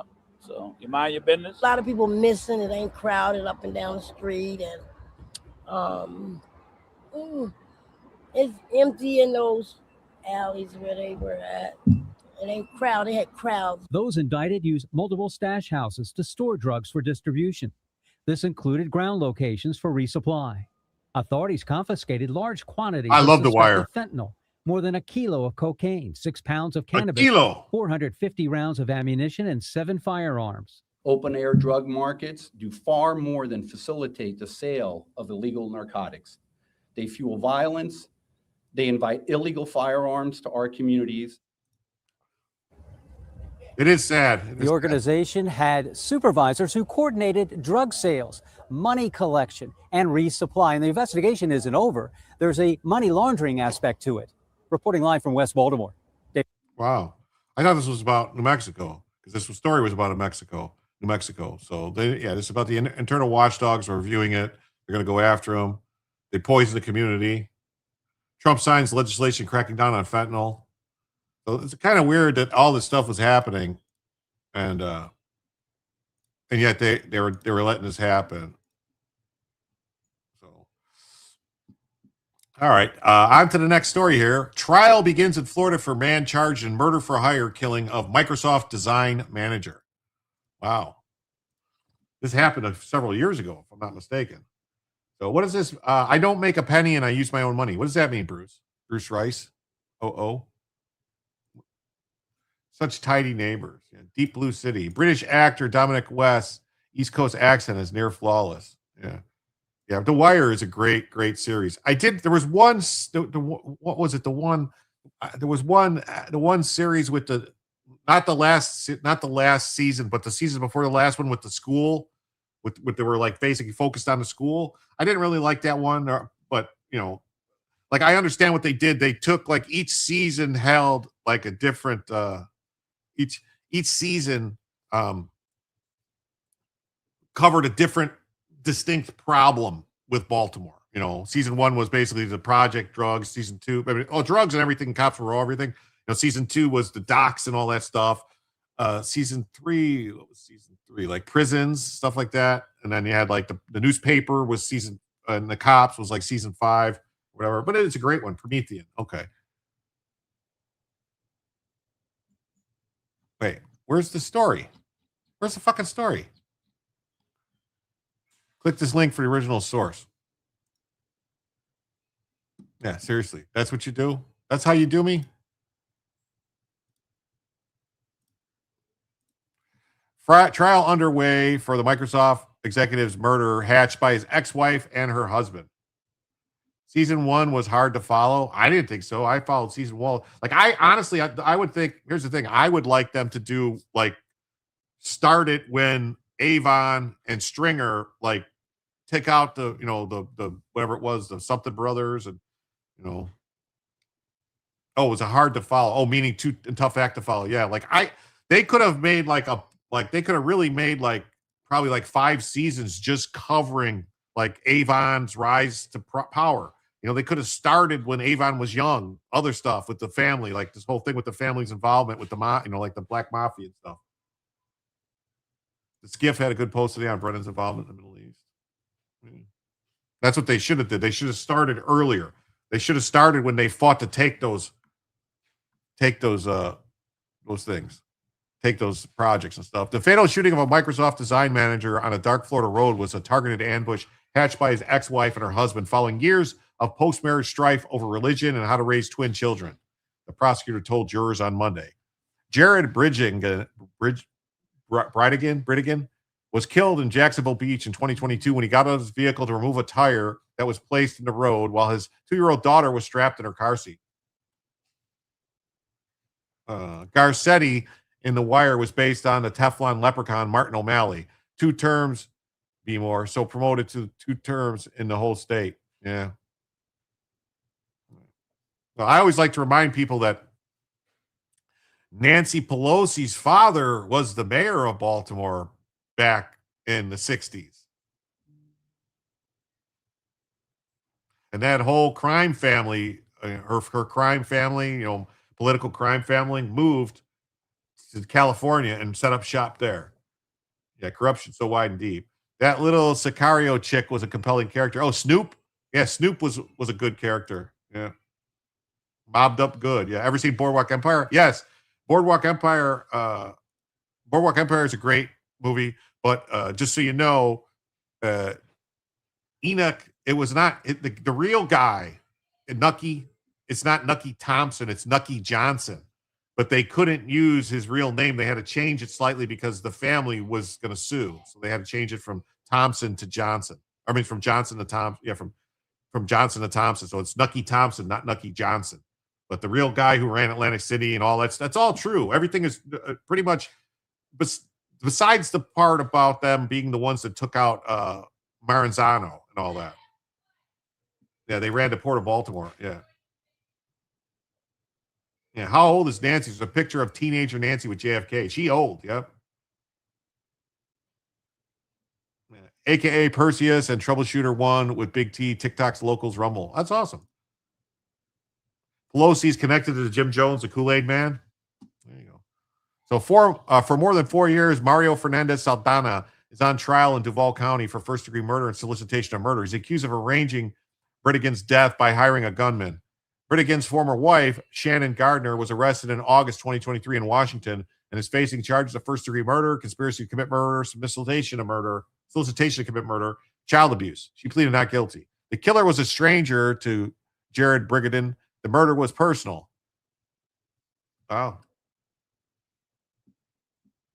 I was born under her brother's administration. Yeah. What? What do you mean what? What?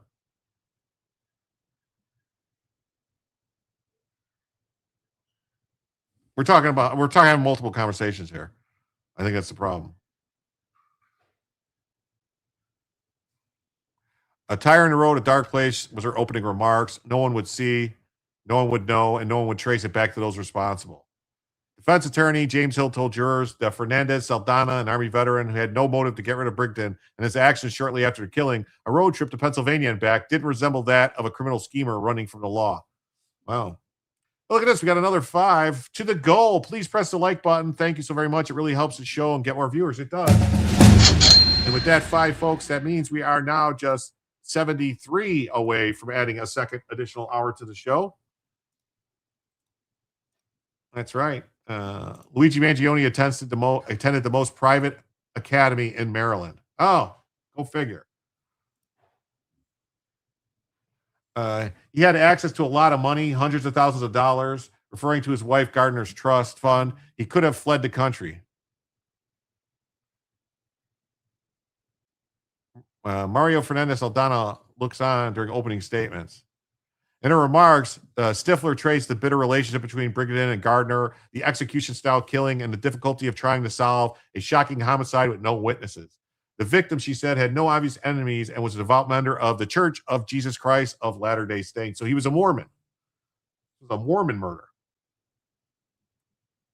Brigden and Gardner, who had twin children, were divorced in 2015. The end of the marriage, however, led to years of acrimony about how to jointly raise their kids, from religion to doctor's appointments and even school conferences. Stifler said. Stifler. Oh, that sounds like a good story. She said Gardner did not want her children involved with the Mormon church. They fought over everything. It was nasty. It was petty. It was not good on both sides. Brigden remarried and had 2 more children. Gardner, meanwhile, married Fernandez Saldana, who was a maintenance man at a gym where she worked out. She married a maintenance man at the gym. Wow. It was pretty terrible, Brigden's second wife said. There was absolutely no trust, so everything was in writing, text, email. We did not speak in person like at school events. We did not do phone calls. Wow. Hey, Kelly J, no problem. No, Bella's snoozing hard. Yeah, she plays hard all day with the kids. So, Jared Brigden was attacked shortly after returning the 9-year-old twins to Gardner's home following a regular date night with their children. He was driving home to St. Augustine with one of the 2 children he had with Kristen Brigden when he was stopped his Volkswagen Atlas and put his warning lights to remove a tire from the road. He was shot twice moments later. Wow. The child later recalled hearing loud booms and asking, "Are police going to help my daddy?" Oh, my God. The first trial witness, Janelle Cruz, said She comforted Jared Brigden's daughter with a blanket in a separate vehicle while her boyfriend tried to figure out what had happened. She was shaken. She was very worried about her dad. Later that night, Krista Brigden said she followed her gut instinct and urged police to investigate Gardner and Fernandez Saldana. Yes, Bella is a good girl. Bella is a good girl. A few months later, Stifler said police discovered a lead that blew the case open. A tire at a rental property owned by Fernandez Saldana. Investigators found the tire was similar to the tire that blocked the Volkswagen Atlas on his drive home. Police matched DNA on the tires to Henry Tenen, a former tenant. Records revealed that he was paid $10,000 by Fernandez Saldana after the murder, though the check said the work was for landscaping, roof repair, and a business idea. Wow. Well, thank you for being here. Please come back sometime, Bruce. Thank you for the big donation tonight, for the getting the show going and keeping us going into a second hour. Judge issues arrest warrant for a perennial Green Party presidential candidate. Oh, I got it. That's going to be a story. We're going to have to get that one. We're going to have to get that one.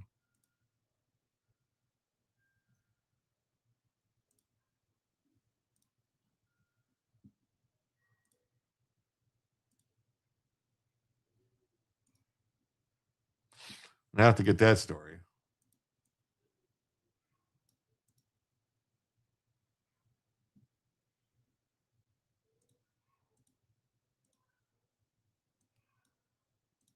I have to get that story. A couple more stories over here, real quick. So, police matched the DNA. Tenen was charged as a gunman. A photo of the shooter is shown during opening statements. Oh. This was planned, targeted ambush, and murder. The defense lawyer disputed anything nefarious, telling the jury Mario Fernandez has hired him to do work, not murder. Tenen pleaded guilty to second-degree murder in 2023, agreed to testify against Fernandez Saldana, but he withdrew the plea earlier this year. Will get his own trial in 2027. Yeah, he wrote the hitman a check. Brilliant. Yeah, it's crazy. Stifler said Gardner, who was from a wealthy family, relocated to Washington State with her children after Jared Brigden's death. Fernandez Saldana, meanwhile, moved to Orlando.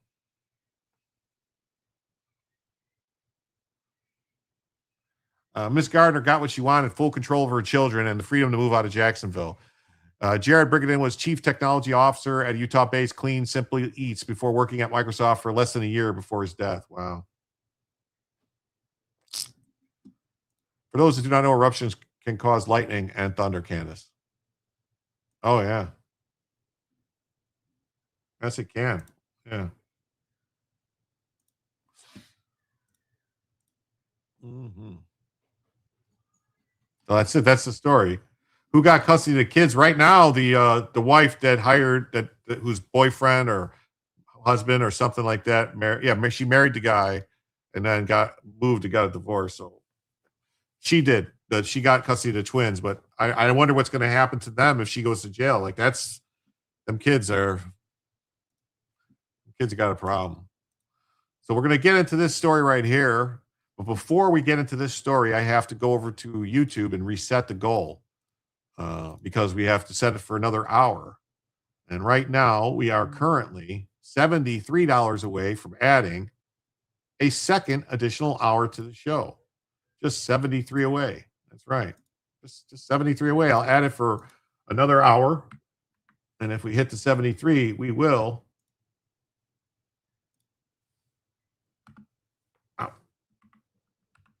We will add a second hour. There we go. Started on YouTube. Goals running, up and running. And away we go. I need to leave in a few, class to attend. Well, Karen, you're always welcome to be here when you have no class. Judge issues arrest warrant for perennial Green Party presidential candidate Jill Stein after she pulls a no-show in court over a 2024 cop assault charges. Oh, yeah, this is the crazy Green Party lady, Jill Stein. Judge issued an arrest warrant on Monday for Green Party presidential candidate Jill Stein after both Stein and her attorney failed to appear for a scheduling hearing. Wow.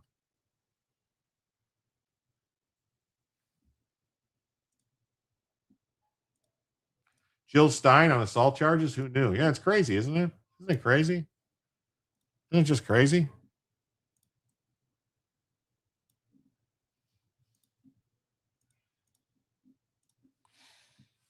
Stein, an order filed by St. Louis Judge Karma Johnson. Well, Karma Johnson states that neither Stein or lawyer appeared. The Green Party's recurring presidential standard bearer is charged with first-degree trespassing and fourth-degree assault. Wow. Both charges are misdemeanors and arise from an April 27th anti-Israel protest at Washington University. Court documents say the demonstration began in Forest Park before moving on to the university's Danforth campus. Protesters reportedly entered the area around Olin Library, erected tents, and refused to repeated orders to leave.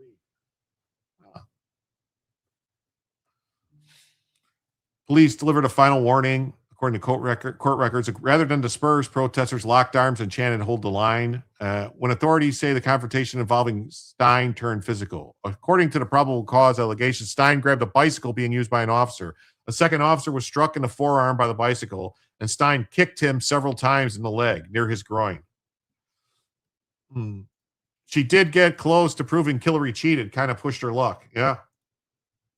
The officer subsequently diagnosed with a strained forearm, a leg contusion, and a groin injury.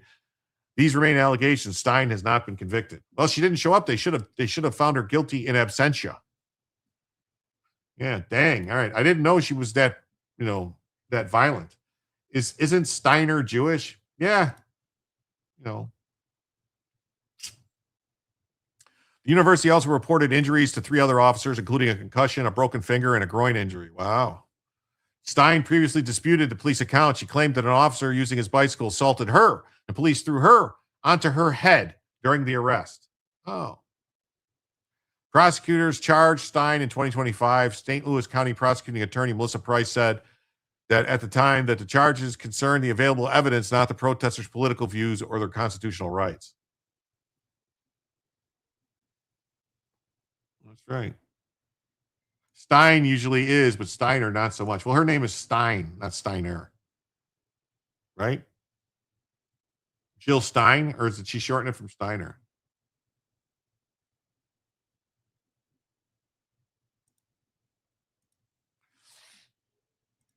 So the sprawling campus straddles the city boundary. The Monday no-show has created a new problem for the self-described eco-socialist and 3-time Green Party presidential nominee. Yeah, so if you go socialist, commie, going to go to jail. So CNBC mocks Democrats and Liz Warren after strong GDP and inflation report. None of these horrible things have happened. Wow, what do you know?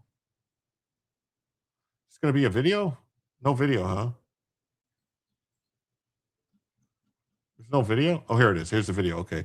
CNBC is mocking the crap out of Democrats. That's good. The left and people that don't like the president and don't want things to work. And, like Senator Elizabeth Warren will come on and say, inflation's out of control and the economy is getting killed by what's happening by these tariffs. This 3% with the market at new highs, and really we haven't seen inflation, go up back to 3%. Maybe it will this week. Maybe we'll see it. But none of these horrible things have happened, but they still talk like it's happening. It's amazing. Well, there's an important lesson there. Don't pick a congressman to be your money manager. That's what I would say. But in the end, Congress has their own reasons to point out certain things. And the Democrats, of course, as you pointed out, really don't want to see the current administration have some success. But there's no doubt that this is some success. We're seeing more horsepower. We're seeing better equities. Inflation really hasn't changed much in the last year or so. Wow, did it pause for everybody else or just me? That was weird. What happened? Huh. So yeah, as the Gateway Pundit previously reported, July inflation numbers dropped below experts' prediction. U.S. consumer prices rose 3.4% in July year over year, down from June's 3.5%, mainly because of gasoline. Core inflation, which excludes volatile food and energy prices, rose 0.2% for the month and 2.5% for year over year. Report arrives as the Federal Reserve considers another interest rate hike. Central bank has held rates steady for all year, even as inflation has run above its 2% target. So yeah, they'll probably do something stupid. The eco druids are the ones that blow shit up. Yeah, those guys don't fuck around. Okay, don't fuck around. What's it say? Replace the at with an A. Okay. I'll try. Let's see what happens here.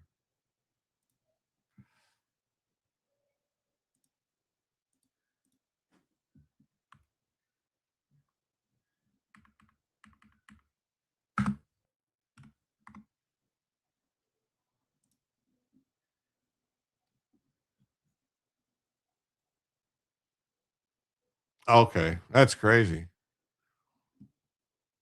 That is crazy. That's a crazy story. So here are the monthly, annual, year-over-year rates for Biden's first 2 years in office. Look at this. Annual rate, 4.7%. Look at this, 5%, 5.4, 5.4, 5.4.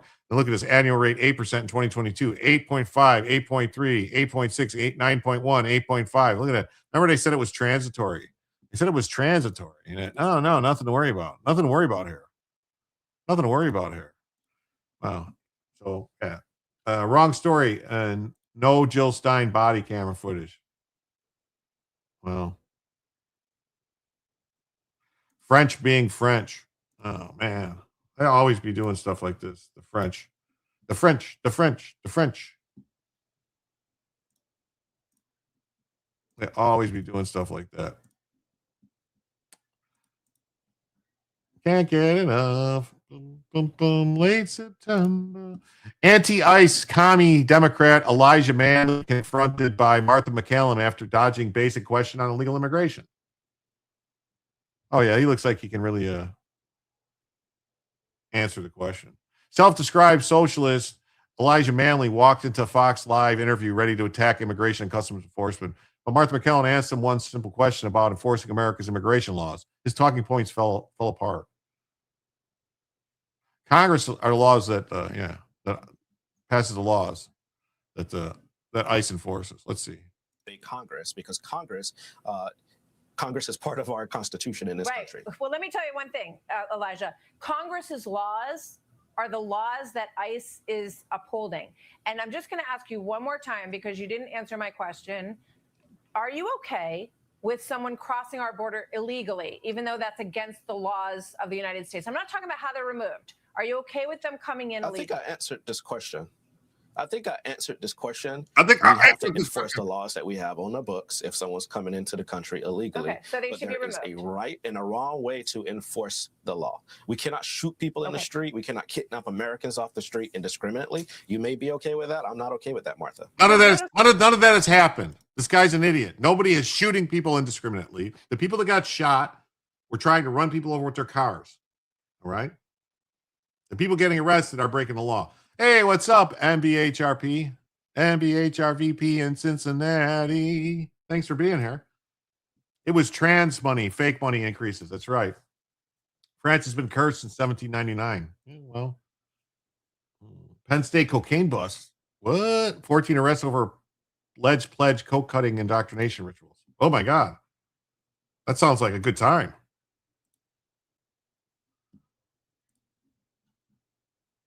That sounds like a good time. Okay with anyone being removed indiscriminately. I'm okay with the laws being upheld, and I'm okay with people doing their jobs.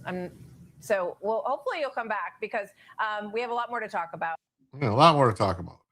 So, yeah. So this guy's an idiot. That's who the Democrats are. This is it. If you guys want open borders, if you want just, free for all like under Biden, vote for people like this. Vote for the socialists. Vote for the commies. McCallum cut through the spin and brought the debate back to the point Manley kept trying to escape. A country either enforces its borders or it does not.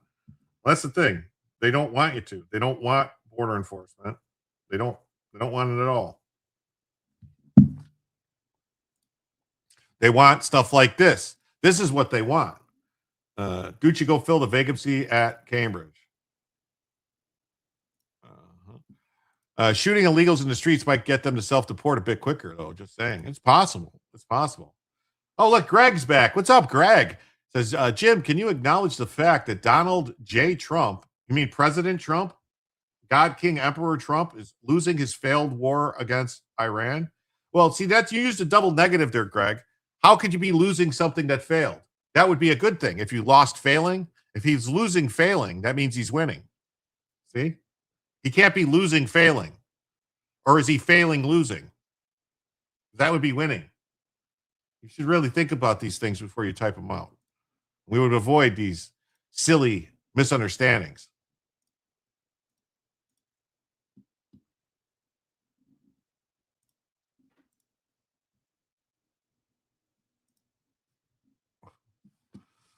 Can Trump change Iran's regime? Trump can't. Well, I mean, he could, but I don't want him to send our troops in there to do it. So what Trump needs to do is the people in Iran, the Persians, they have to take control. If they don't like living under that thing and they want to be free and they want to do stuff, they have to rise up. They have to, cast off the shackles of their oppressors, which I'm hoping happens to Cuba next. Yes, more winning. There you go. He failed losing. He did. So I don't want our ground troops going in there freeing them. Let them do it themselves. We can, maybe give them some weapons or help them a little bit. More winning, less whining. That's right. So this story here, we get this. So that guy wants boots on the ground is inevitable, or will be a never-ending war. Yeah, but why can't the boots on the ground, Joe, be like Saudis or the UAE or the Emiratis, the Jordanians, the Kuwaitis? Let all those groups in the area get together and put their troops on the ground there. The people of Iran changed the regime. That's right. Or the people of the neighbors. Let the neighbors. Like a good neighbor, the Gulf states need to be there. I'm from Iran. I'm living here, but the government just keeps ending people's lives if they don't care. Yes, the people need weapons. There you go. Give them the weapons. I'm okay with that. From the guy who wakes up hoping Iran is a day closer to developing a nuclear arsenal. Yeah. Arse being operative. That's right. So this is why that guy, the congressman, this is what the commies, the DSA people want. They want this Eritrean migrant drags an elderly man behind a billboard and rapes him next to a church. These are the people they want here. They want more of these people here. This is what they want. An Eritrean man who entered Britain illegally has been convicted of raping an elderly man besides a North London church. Well, technically this didn't happen in the U.S., but it's the same thing. Same. And he raped a man next to a North London church after CCTV captured the attack and showed him repeatedly stopping when people approached. Brooke Desalegn was found guilty by a jury at the Harrow Crown Court following just 2 hours of deliberation. He is due to be sentenced in autumn. I wonder what he's going to get, 2 weeks, 3 weeks, probably, a couple days in jail. Because we're the ones with the big cojones. The Saudis and the others in the area are a joke. We spent time training Iraqis and Afghans. How's that going? UK is a preview of the US. It is. Good God. Good God. Oh. The attack happened around midnight. Prosecutors say he moved heavily intoxicated victim from a bench and dragged him behind a hoarding of an advertising sign. CCTV captured the assault, which lasted 20 minutes. Cars and a London double-decker bus could be seen passing nearby. A woman who witnessed part of the incident from her window contacted police and recorded footage on her phone. Officers arrived within 5 minutes and found him behind the church, beside the church sign, with the victim lying behind it. I'm surprised they didn't arrest the victim. And when the victim said, "Hey, that guy raped me," and then the cops would go "I don't think he did, mate." Guns are illegal in England. Yeah. During the initial police interview, Desalegn claimed that he'd been trying to help the victim, whom he described as drunk. After being shown the footage, he paused the interview, consulted his solicitor, and refused to answer further questions. He did not give evidence during the trial and required an interpreter through the proceedings. Yeah, it's really weird. They need interpreters when they're busted. They can talk fine until you get them. It's no, all of a sudden they can't talk. The victim cannot be identified for legal reasons. The prosecutor told jurors, "You can see the defendant dragging the intoxicated victim from the bench where he was sitting and dragging him to the grass." They described him as a dangerous offender. He said he's a dangerous offender who targeted the defenseless, vulnerable elderly man. Thanks to members of the public alerting the police, he was arrested at the scene. Charged the following day and remanded by the courts. We're committed to bringing sexual predators like Desalegn to justice. Yes, we do. We live in a sick world. What's in these halal's meals? It seems to make males extremely horny. I don't know. Maybe they need to put some saltpeter in it. Something. British officials will let him walk in less than 2 years. Probably.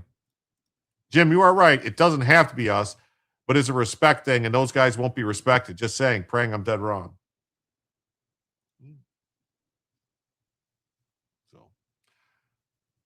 He entered Britain as a clandestine entrant. So what Look at how they say this. He entered Britain as a clandestine. That means he fucking snuck in. He's an illegal alien. He snuck in. He claimed asylum was granted indefinite leave to remain in 2022. The perpetrator has now been rightly convicted. After sentencing, we will do everything in our power to remove him. He raped an old homeless drunk man. Well, it doesn't say if he was homeless, but he was definitely drunk.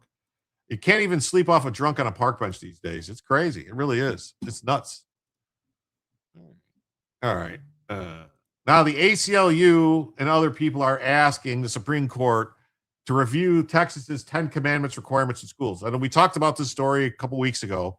Texas made a law that they just have to put the 10 Commandments, like a plaque with the 10 Commandments on it, in every schoolroom. They're not going to teach it. They're not going to talk about it. They're just going to have it there for everyone to see, the 10 Commandments. And so they're like, no, you can't have that. But they're perfectly fine in Texas and perfectly fine in California and Illinois and all these other states with forcing kids to go on field trips to mosques where they force them to put on hijabs and keffas and read the Quran and do all this other shit. But this is wrong, but the other thing is right.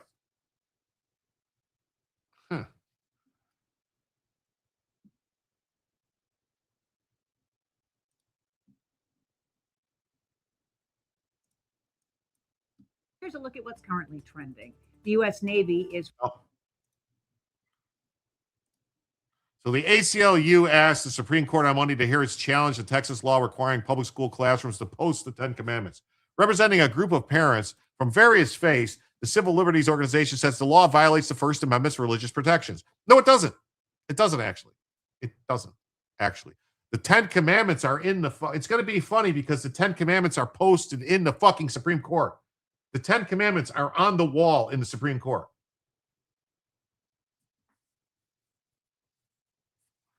As a rabbi and parent, forcing a Christian version of the 10 Commandments on children in every classroom is particularly upsetting.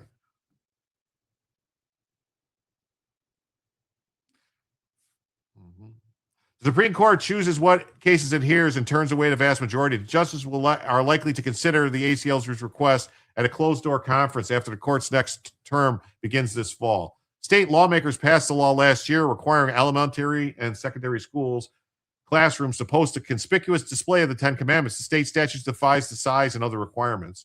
Texas is one of multiple Republican states that recently have laws requiring public schools to post the 10 Commandments. A judge ruled a similar law in Arkansas is unconstitutional. Yeah, I don't think so.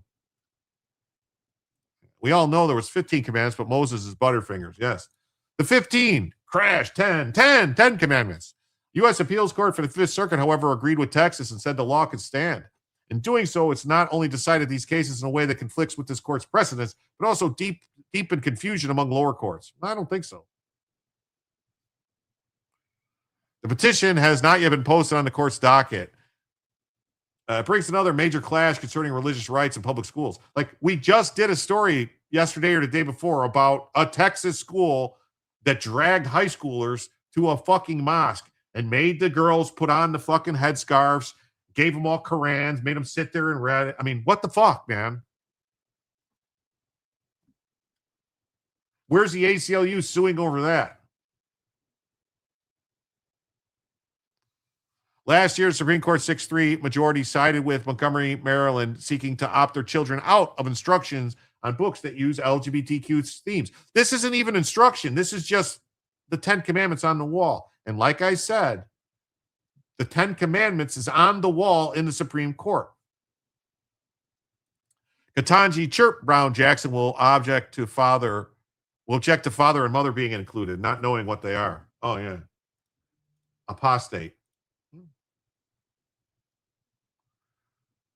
In 2022, the majority sided with a high school football coach was reprimanded for leading a post-game prayer on the field's 50-yard line. Yeah. A coach would lead a prayer on the 50-yard line, and they tried to fire him over it. He didn't force anybody to go. He went and did it on his own. If you wanted to come and join him, you could. They basically told him he couldn't do it. They're like, no, you can't go pray yourself. You can't go pray yourself. No, this is Barron. Parents asked Supreme Court to hear 10 Commandments case. No, it's the ACLU. It's the fucking American Communist Loving Union. American Commie Loving Union. That's what they are. Our nation's bedrock principle separating church means that families and faith communities, not politicians, get to decide what role religion plays in a child's lives. Really? So where were you when Texas dragged those kids to the mosque? In the 90s, we didn't have to deal with these idiotic school wokeness. No, we didn't. Hey, Ice House, what's up? What is so wrong with 10 simple rules for people to show young ones not to follow? I don't get it. I mean, how could a Jewish person, or even how could even a Muslim object to the 10 Commandments? Because it's the same God, supposedly. They claim it's the same God. There is only one God, Allah. You know, I mean, that's what they claim. The God of Abraham, the God of Ishmael. That's what they claim. So just saying the word God. I mean, it says, in God we trust on money. The founders credited the author of creation for the inspiration behind our most sacred national documents. That's right. That's right.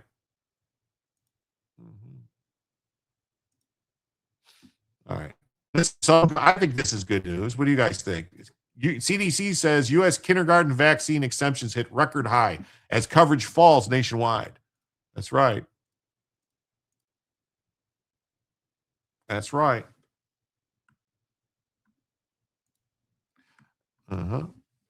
Nice. Islam, Judaism, and Christianity share the first 5 books of the Holy Bible. Yeah, that's what I'm saying. So what's wrong with the 10 Commandments then? Vaccine exemptions among U.S. kindergartners hit a new high in 2025-2026, rising to 4.2% as vaccination coverage slipped for every childhood vaccine tracked nationally. The exemption rate climbed from 3.6% the previous year, and the jump translates to about 155,000 kindergartners with exemptions from one or more required vaccines. Great news. Yeah. The increase was widespread. Exemption rates rose in 41 states and Washington, D.C. Wow, that's weird. It rose in D.C., and D.C. is 95% Democrat. At the same time, vaccination coverage declined across the board. National coverage ranges from 92% for DTaP and 92.4% for MMR and polio. Coverage for MMR and DTaP and polio vary, and varicella fell more than in half states. Well, the thing about vaccines is not if they work or not. It's because they don't let you sue for adverse reactions for something forced on a child's body. That's right. That's right. Sorry. That's right. That's what's going on there. Without a positive faith, we have nothing. The moral fiber is being frayed. That's true. That's true. I got a whole bunch of stories I need to move around here.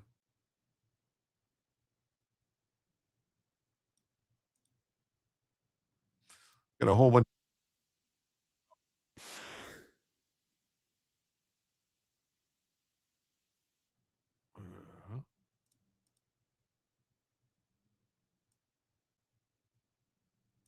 What is going on? Oh, wait.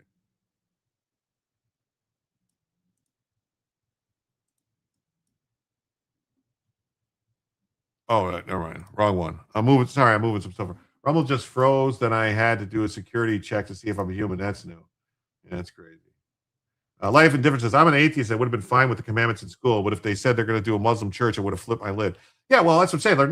They're not teaching the 10 Commandments.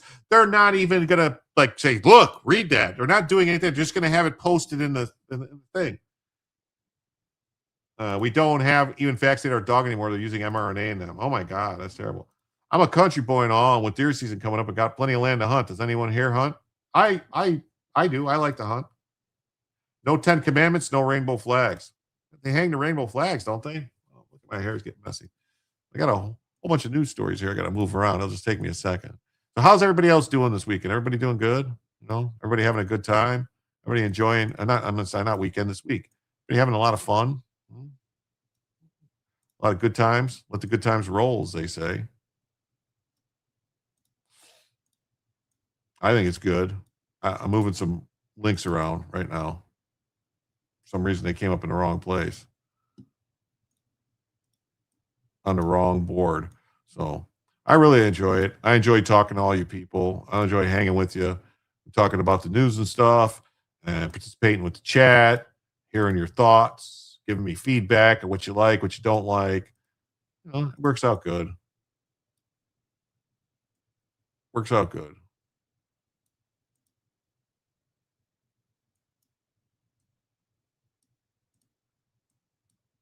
Works out good. So overall, kindergarten vaccination cover declined about 0.1 percentage point from the previous school year. So public health officials cite the need for very high vaccination coverage, 95% for measles, to limit outbreaks. Well, here's who's bringing in the measles. I want some good news. We're going to get some. Who's bringing in the measles? Isn't all the illegal aliens coming in because they don't force any of them to be vaccinated? They didn't force illegal aliens to be vaccinated for COVID when they were trying to make all the rest of us get it. Think about that. B-Hop says, it made me do it for like 20 minutes a bunch of times a few weeks ago. If you change your VPN endpoint to another country, that fixes it sometimes. Might have to try a different one. There you go. That's right. So the latest numbers underscore a shift. It's not limited to a handful of places. That's good news. I think it is. Funny, in heaven, 66% fought against Satan and his angels. Huh. Loving life. Wife is doing amazing, and she even wants the 19th abolished because she said women don't know what they want. I love that woman. Asian lady, if that matters. Oh. They'd say them Asians are very smart. We whites are being blamed now for making black hair kinky. Oh, my God. I can't believe it. That's terrible. That's terrible. Yeah. U.S. kindergarten vaccine coverage continues downward trend, falling 0.1%. Oh, they're making it like it's a big deal, 0.1%. 0.1%. 0.1%. Well.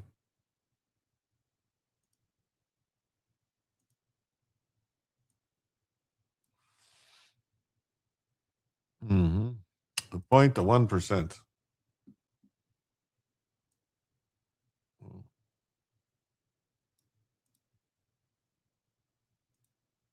There we go. Next story. Deranged transgender activist cusses out GOP congressional candidate over a unifying message. What do you know? Oh, they don't want any unification. Well, then we can't unify with crazy. I thought it was a third of the angels. They want illegals to be fertile and reproduce. That's why they didn't get the jab. Oh, there you go. I don't even know what half of that means. Trump allocates $2 billion from State Department for faith-based humanitarian programs. I saw that story, all right, and some of that money is going to terrorist-linked groups. That's the problem. We covered that yesterday. It's crazy. It is. It's nuts. Some of it's nuts, I think.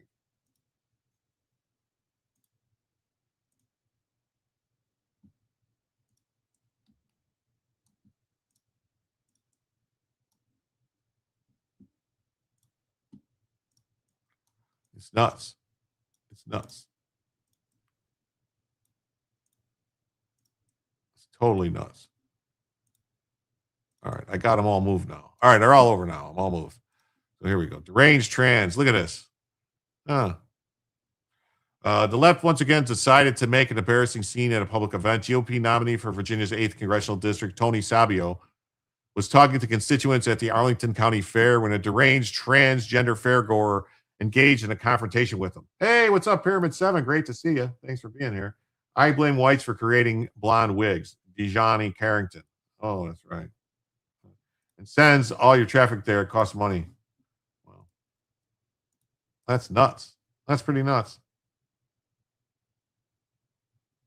That's pretty nuts. We only got 94 likes. We got 150 people watching. It would be nice. Faith-based groups, yeah. So the transgender, who's a man pretending to be a woman, approached Sabio and accused him of being too scared to associate with Trump, referring to Trump as the big man. Who said I'm scared? Sabio fired back. The trans would respond by saying, me. Sabio then showed the trans his campaign logo. America's great days are still ahead of you. This is my logo. I've actually served this country for a few decades overseas. Sabio then started to explain his campaign platform. Oh, yeah, hit the like button, peeps. So I do believe that our greatest days are still ahead of us. The trans responded sarcastically saying, so you're original, aren't you? The interaction ended with the deranged trans saying, F you too. Oh, okay. I didn't know there was a video. I guess we get to watch it. Yeah, so like why is it too scared to like associate with him? Who said I'm scared? Me? Too scared to associate with the big man? This is my logo of what I feel. I've actually served this country for 3 decades. Okay. So I do believe that our greatest days are still ahead of us. Yeah. so I don't ride coattails of anybody. I actually have my own practice. You're so original, aren't you? I am. You're so cool. You're such a cool person. Yeah, you're so interesting. Yeah, fuck you too. All right, hey, have a great day. Hope you go. Oh, I will. That's just insane. Just insane. All Samuel did was respectfully try to have a conversation with this person and even offered to show him more campaign materials. Samuel just finished an interview with the Washington Examiner when the trans person confronted him. There's two things I live by. One is my faith as a Christian. The other one's the Constitution. So nearly everyone I've met in Arlington reminded me of something important. Americans can disagree without being enemies. I keep extending the olive branch because America's never been strengthened by shouting each other down. So Savio is challenging long-term demon rat Don Beyer in the election this November, running on a platform that invites disagreement. If there's one thing the trans community is good at, it's publicly displaying that the community is full of the most unhinged, mentally ill people out there. Wow. Transgenderism is a mental illness. This individual's behavior towards a candidate with a positive, unifying message further demonstrates that point. It would be a smart idea to stop wasting our energy attacking the trans community and painting them as mentally ill. They're really good at doing that themselves. So why not let them do the heavy lifting? Yeah, just let them. Operation, let them speak. That's what you do. Operation, let them speak. Pentagon orders the research security audits at 30 universities, academic institutions. Say what? So the Department of War has issued formal notifications to 30 domestic academic institutions over concerns of foreign influence.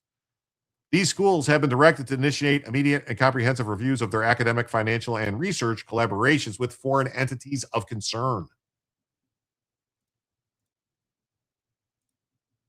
The notification per the Pentagon address is active institutional ties and collaborations with foreign entities identified under Section 1286 of Fiscal Year 19 NDAA, the National Defense Authorization Act, as well as organizations associated with rebranded Confucius Institutes. Confucius Institutes are Chinese government-funded institutes at American and international schools.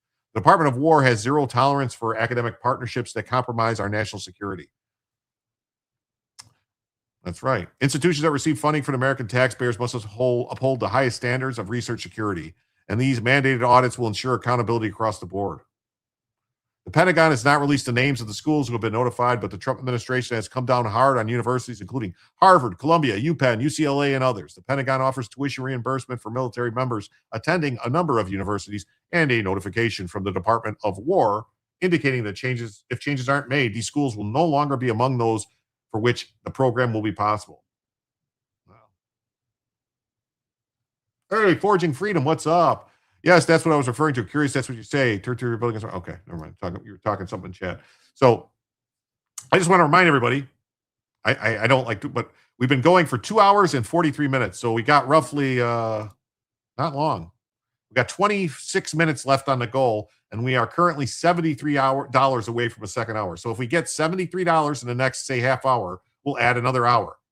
It's up to you guys. Want to add another hour? $73 in the next half hour. As long as the show's still going, if the money comes in, I extend the show. That's how it works. Secretary War brought up the need for changes at these schools in February, and the new round of notifications comes just ahead of the 2026-2027 academic year, during which the Pentagon intends to discontinue funding to graduate-level education at these schools for military members should changes not be forthcoming. Pentagon cut ties with 13 universities, including Brown, Harvard, Johns Hopkins, Columbia, and Princeton. 93 fellowships were severed as excess amounts for decades. For decades, the Ivy League and similar institutions have gorged themselves on a trust fund of American taxpayer dollars, only to become factories of anti-American resentment and military disdain. And I would say hate of the country and communism. Lots of communism. He called the schools a woke breeding ground of toxic indoctrination. Well, here. That's right. Cut off the money. No more money. No more money. No more money. No more money. No money. And then look at this news. In Florida, Debbie Wasserman Schultz sparks a debate over what representation means in diverse districts.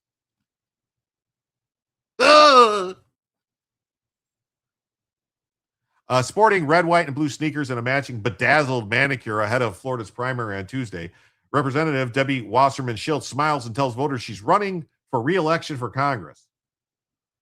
That's true with a caveat. Wasserman Schultz is seeking her 12th term, but running in a new district after Republicans redrew the state's congressional district maps.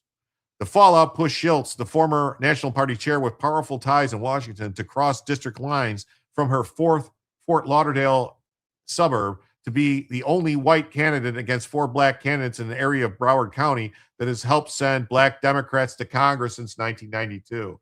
That's right. She decided to go into one of the only majority black districts in Florida to try to run.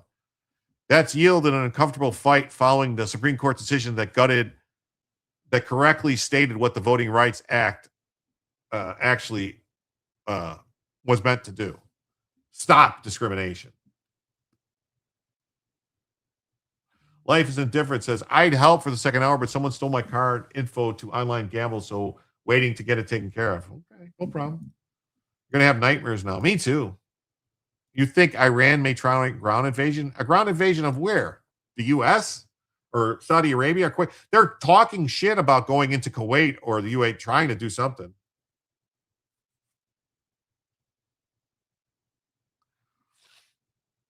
So for her to come in like this and it's just another Broward seat. It's a complete erasure of our history and our fight for black access, says Representative Sheila Sherfus McCormick, who resigned from the seat in April while facing an ethics investigation, but now wants it back. No, she's a criminal, Sherfus McCormick. She's a fucking criminal. She's got a felony charge because she stole money from FEMA and then used it to pay for her campaign.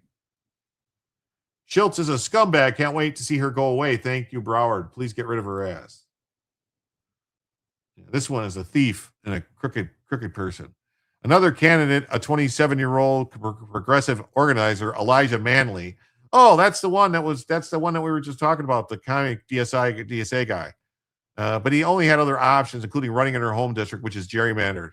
Instead, she stabbed us in the back trying to take black representation away. This is the guy that was talking about getting rid of ICE and wants more illegal aliens. I didn't know the black community supported illegal aliens. I thought the black community didn't want illegal aliens because they take their jobs. They're taking our gerbs. Remember, representation can only be done by someone that is just like you. Yeah, that's right. You have to be, that's why that's why I voted for Byron Donalds to be my congressman, because I'm a black man and I needed a black man as a congressman. Wasserman Schultz is by far the best funded out of the 5 demon rats. She argued that she can ably advocate for the whole region after representing wide swaths of Broward as a state and federal legislature for 3 decades. Wow. They go to Georgia's urban progressive enclaves to easily scam the system. Yeah. I'm not airdropping myself into the district. I've represented diverse communities. I know how to tailor my service to them. Oh, so she's saying there's something different about them. They have to get different service. That doesn't sound right to me. That sounds a little off to my non-racist ears, that she has to give different service for them. It sounds off to me. President Trump started pushing Republican gun states to redraw boundaries. No, what happened was, hey, Jim, good to see you. It's been a while for me. Well, Forging Freedom, it's great to have you here. Thanks for stopping by. Nationally, white lawmakers typically hold some of the 115 plus House seats where the voting age population is majority non-white. Wasserman Schultz does in her existing North Broward district, which was drawn after the 2020 census to be 42% Hispanic, 18% Black, and about 6% Asian. White voters comprise the remaining third. Oh. But a white lawmaker is a rarity for majority or plurality Black district. Well, what about Steve Cohen, the guy from Tennessee? Remember? The guy from Memphis? The guy that brought to prove that he was Black enough to be their congressman was eating fried chicken in Congress. Don't remember that guy? I remember that guy. DWS relied on the old senile retirement home. She has competition now. Yeah, she's got a problem. She's got a problem she can't fix. She's not Black enough. So going into November, Associated Press found Wasserman Schultz is the only white Democrat position to represent any of the remaining districts with a Black majority or plurality. Yeah, but that's because Steve Cohen decided not to run again in Tennessee, because he's represented the majority Black district in Memphis for like a long time.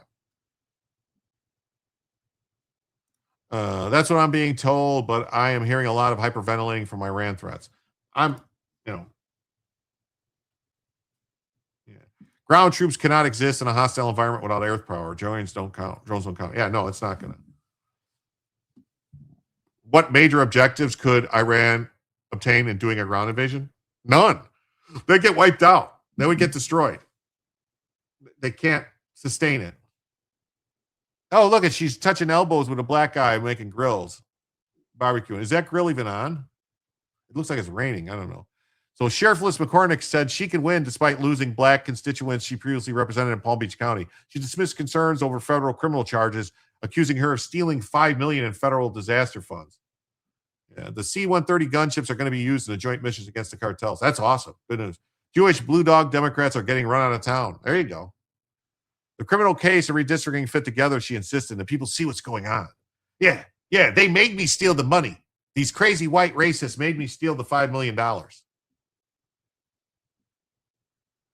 Liberals wear the flag like a skin suit only when it suits them, and they think they have something to gain, usually around election time. That's right. Is that Chuck Schumer? I don't see color. Manley, though, was more circumspect about Wasserman Schultz. He mused about upsetting the veteran congressman on Tuesday, yet looked ahead to the 2020 elections, hoping black Democrats rally around one candidate rather than four. The current field also has two Live Crew rapper Luke Campbell and real estate broker and former elected official Dale Holness. Wait a minute. Uncle Luke is running? Oh, Uncle Luke's got to win. That looks like the hamburgers that Schumer didn't cook on his grill and left the raw meat. Yep. Burgers looked raw, but at least they didn't have cheese on them. Not yet. They didn't put the cheese on yet. If you're not of the people and you just want to be out for clout, in some instances, that could be a turnoff. NAACP President Marsha Ellison was more direct. The whole mission was to take away black power so we don't have representation. Wait a minute. So they can say black power? What if someone said this whole thing that they did with this was to take away white power? Wouldn't that be bad and be something you're not supposed to say? Huh. Wait, you couldn't muster a fist bump, only an elbow tap? Yeah, they're still worried about COVID. Wasserman Schultz said she occasionally hears concerns from voters, but her response was that lived experience matters. This is just crazy. They can talk about black power, but you can't say any other type of power. I mean, you could say every type of power. My bad. You can say any type of power except for white power, because that would be bad. Any type of white power would be bad. Massey tried to do drive-by and then got massively ratioed in the comments. Yeah. Still retarded. That's right. The reported objective of the IRGC is to raid U.S. joint-run military facilities, but more important is capturing U.S. personnel for hostages, possibly timed to help the D's in the midterms.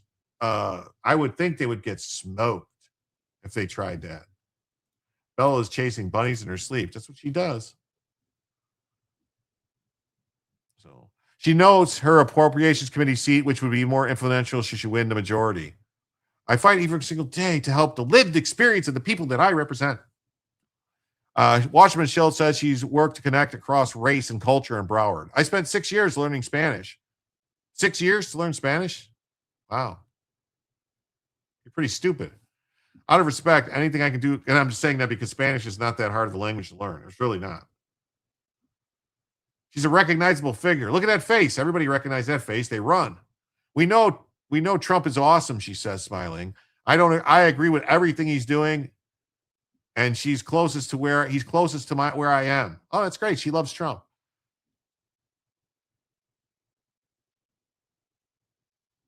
So Shifless, McCormick, and Manley says it's not good enough. She's white and she can't run in this district. They want racial segregation. So that's who these people are. You're white. You can't run in this district. That's what they said. They're racists.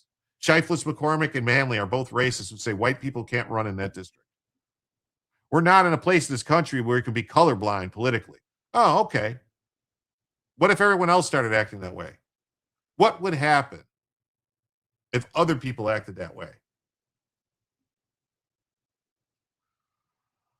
Trump and DeSantis did this to our community. Oh, okay, whatever. Have a good day.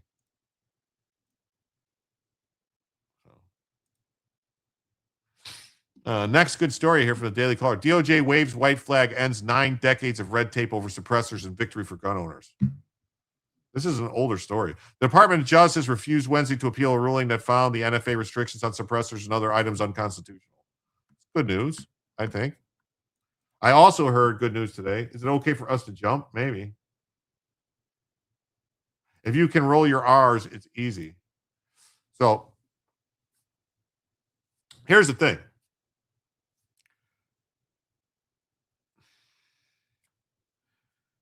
Not only this happened, there's another good story. The final rule was just published for restoration of rights by the DOJ.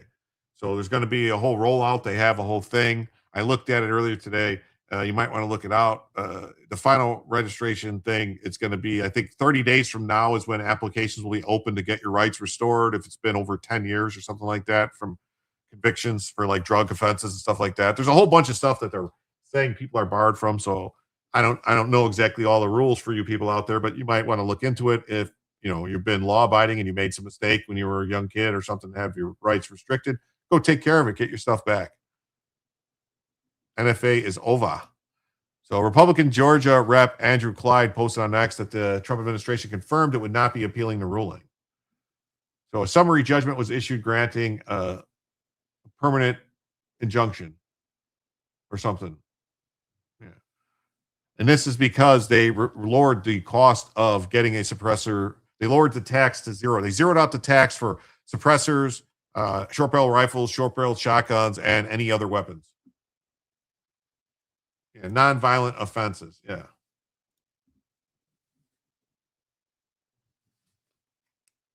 Well, not all non-violent offenses. There's some violent offenses that certain offenses that as long as it's been over 10 years and you didn't use a gun in the commission of offense, there's a whole list of things and stuff. So the judge said the NFA exceeded Congress's authority under the taxation power. So, but by forcing them to do the paperwork, gun rights groups celebrated the decision not to appeal it. So after the parliamentarians struck the lane, it's like because the Congress tried to have these things removed from the NFA. That Congress's intent was to do that. The parliamentarians struck it and said they weren't allowed to do it, and so then they zeroed it out. So this is like this is what Congress tried to do. So the Court of Appeals for the Fifth Circuit ruled on June 18th that suppressors fall under a category of arms and are protected under the Second Amendment, but that the NFA operates akin to a shall issue concealed carry permit in which authorities are required to grant the permit if certain criteria are met and allow a conviction for possessing an unregistered suppressor to stand. The department respects America's Second Amendment rights and is currently assessing the impact of the court's ruling.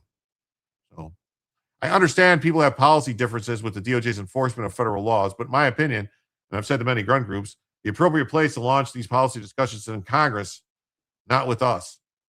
So but many other people in this building regularly respond to all kinds of litigations on behalf of the United States, and I don't necessarily agree with what we're defending. Well, if it's unconstitutional, you shouldn't be defending it. Would the IRGC plans invading U.S. bases be feasible? No, not at all. Not at all. But they can try. Look at this. Mother and daughter were forced to cover XXXY shirts at State Farm Arena after paying $1,000 tickets to support Sophie Cunningham, while pro-trans message appeared on the Jumbotron. This is a problem. This is a problem. And considering that the WNBA and all these things are monopolies, and they're government-approved monopolies, suppressors are a practical necessity. Yeah, definitely. Especially, you should have a suppressor on any gun you have in your house. Like that way, what are you going to do if someone breaks in your house or tries to kill you? You're going to wait while I put these earplugs in so I don't lose my hearing. No, you want a suppressor on it. They caved and covered up. Well.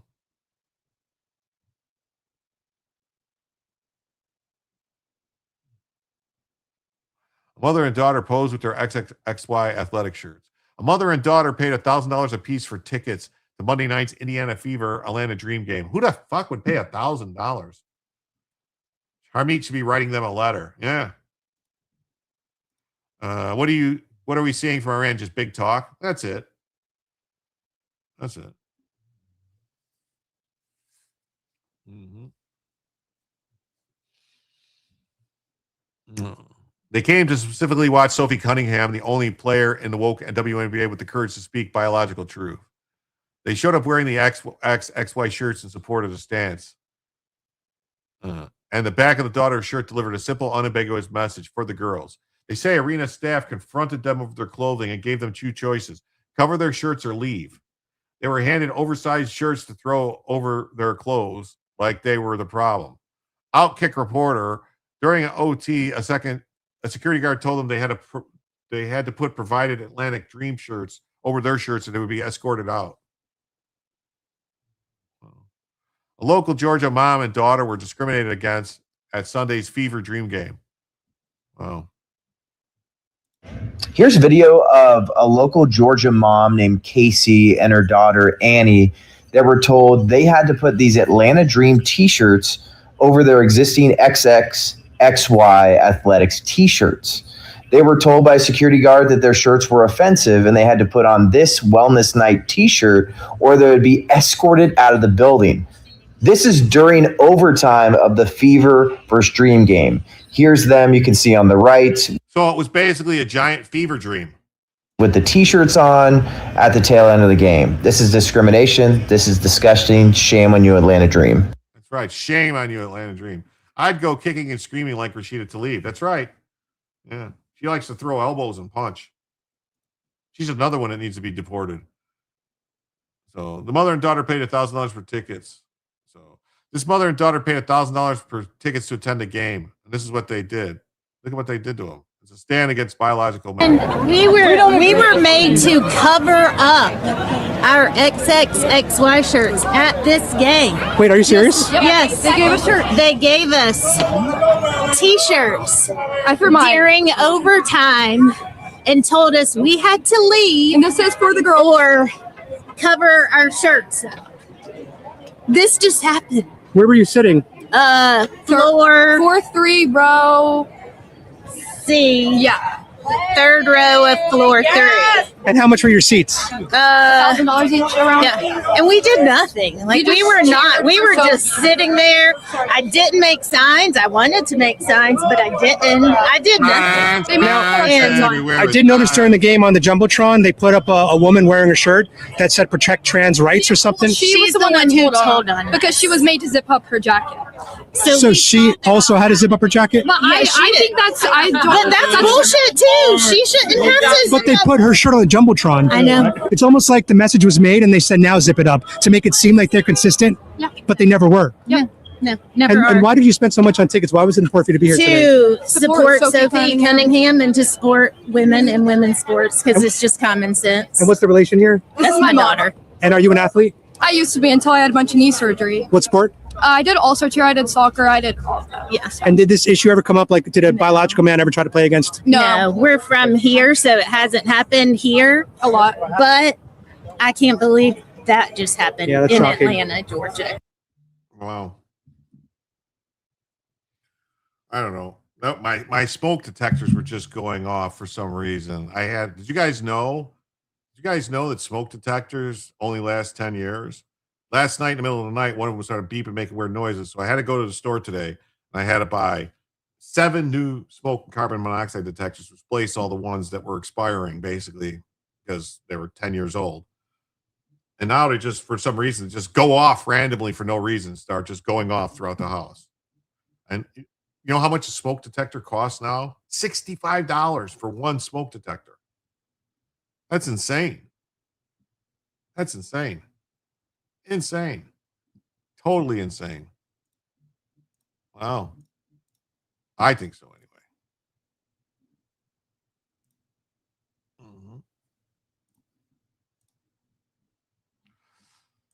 All right. We got this story out of California. We got a California special ed teacher sparks a police investigation for disturbing black militia video. Uh-oh. Yeah, we just replaced all 10 of ours too. They all went out at one night, one after another. Yeah. They just boom. They just go out and they're bad. It's because they use a very low level radiation to detect smoke to get depleted after 10 years. If they know you have to have it, they raise the price. Yeah, I just don't understand why it's just like right now they were just going off. I was hearing a beep and I was listening, all of a sudden, like that smoke detectors are going off. I don't know why they're going off. It's very weird to me. What's going on? Very odd. Sounds high. Yeah, that's what I thought. We have a smoke detector that has no batteries replaced. Yeah, well, the new ones they have that have a 10-year battery, basically, is what they say. Ours went off at 4 a.m. Every last one of them. Yeah, that's what mine did too. I've had new ones last less than 4 years in a hot hallway. I'm wondering if she's cooking something right now. That's why I'm gonna have to go see if something was cooking. Is that why smoke made it go off like something happened? Wonder what it was. Anyway. So this woman, look at this. So a disturbing video posted on Instagram by a special ed teacher in California has prompted a police investigation. You don't say, a police investigation. Wow. A police investigation.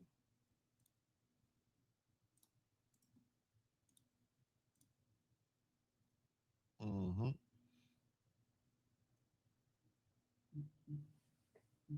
It's crazy, isn't it? A police investigation for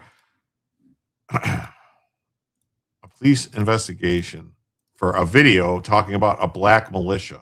I mean, I guess you don't really want a black militias coming after you.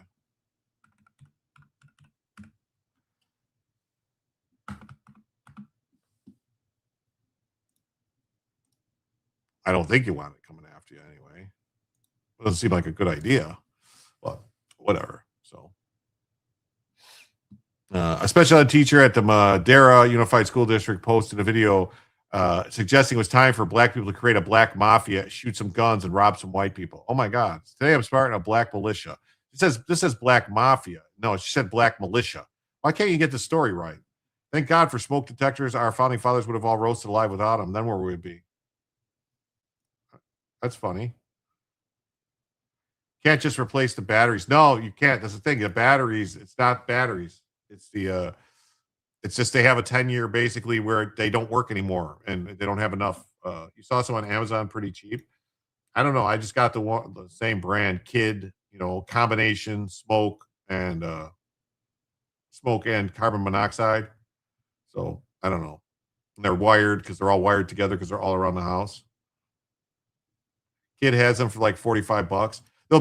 Just the battery operated ones, not the hardwired ones that are connected together that do both. They're combination smoke and carbon monoxide. No wonder all these people have the smoking chirp detectors. It's an all-in-one unit and has a 10-year battery. Yeah, I saw those, but mine are hardwired, so I just got the ones that were hardwired. The ones with the all-in-one battery we're going to rob some white people. Wow. They work past 10 years, but code. Yeah. So videos were quickly reported to the Unified School District.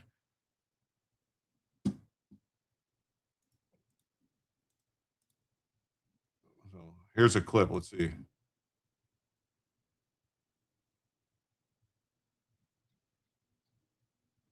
Educator investigated. In a now viral video, a Madera Unified special education teacher is seen making comments about starting a, quote, black militia and encouraged others in the community to find and join her to, quote, rob some white people. Another clip shows her loading several firearms and laughing. The concerning video is posted to the teacher's Instagram account, quickly prompting online backlash and a multi-agency investigation. Good evening, and thank you for joining us for Action News Live at 11. I'm Christina Lopez. That educator is now on administrative leave and temporarily barred from Madera Unified School District property. Action News reporter Carrie Mannix brings us the videos now under investigation and the exclusive reaction from that teacher that you'll see only on Action News tonight. Carrie. Christina, police in both Fresno and Madera are investigating those videos taken and posted by Kanisha Daly. Daly, who lives in Fresno, told me today she is cooperating with police and viewed what you're about to see as entertainment. Starting today, I'm starting a black militia. So if you're black, if you want to shoot some guns, come find me. We're going to rob some white people. Police are investigating these videos posted to Instagram by a special education teacher for the Madera Unified School District. In one clip, Kanisha Daly of Fresno says she's starting a black militia and will rob some white people. Other videos on Daly's Instagram captured by concerned citizens show her with a handgun and then what appears to be a long gun. The videos were quickly met with strong online backlash and a multi-agency investigation. Fresno and Madera police and the Madera Well-regulated Unified School Letitia, District all yeah. told Action News they're aware of the videos and looking into them. In the meantime, the Lincoln Elementary School special education teacher was placed on leave and under a temporary restraining order.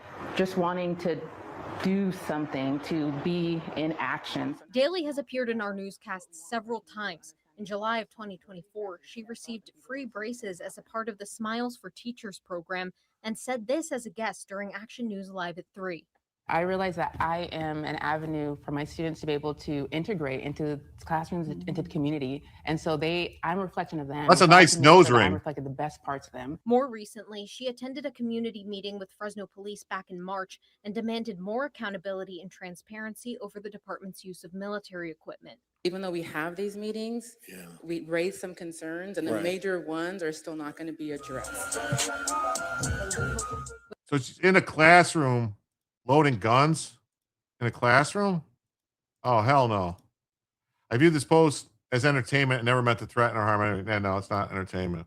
Or alarm anyone. She went on to say she is genuinely heartbroken that a careless post Nose ring theory. Yeah, got the ring in the nose. Yeah. and the trust Looks they like have placed snot. in her. Yeah. For anyone who had been impacted or made to feel uncomfortable, I am truly sorry. Daly told me she spoke to police who found no threat, but police are not commenting further as the investigation is ongoing.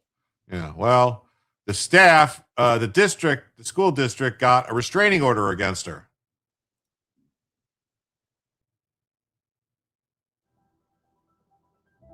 If you want to walk away with more money at the end of your case, choose Jacoby & Myers at the start of your case. At Jacoby & Myers, we get our clients up to 10 times the original insurance offer. Choose Jacoby & Myers. So starting today, I'm starting a black militia. All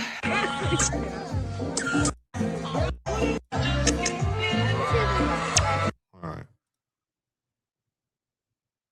A car accident can shatter your world. But Two videos show woman. Second video says talking about black militia. Taking on insurance companies. So the district announced a staff member has been issued a temporary restraining order, not allowed to come onto campus. Everyone deserves justice. Online by a staff member at Lincoln Elementary School in Madera. Tonight, the Madera Unified School District and the Madera Police Department now responding and taking action after reviewing those posts. Take a look. So starting today, I'm starting a black militia. What appears to be her loading up a handgun and then holding another gun there. The district says authorities visited her home and handed her a temporary restraining order. She is now on leave as law enforcement investigate. This comes after students with the district recently returned to campus. MUSD and Madera police say they're focusing on security ahead of school tomorrow. The district says long-term safety measures related to this incident are also being developed with district departments and local agencies. Cool. Awesome. Well, everybody, we did not make it to the second hour. I want to thank everybody who's here, still here, all 180 of you, 181. Please remind everybody to please hit the like button. Please subscribe. I'm going to send everybody over to see Cynic on YouTube and Rumble, FFS. They're doing some good stuff. And tell you all to come back tomorrow. Please hit like, please subscribe, and please come back tomorrow for Jim to tell you the news.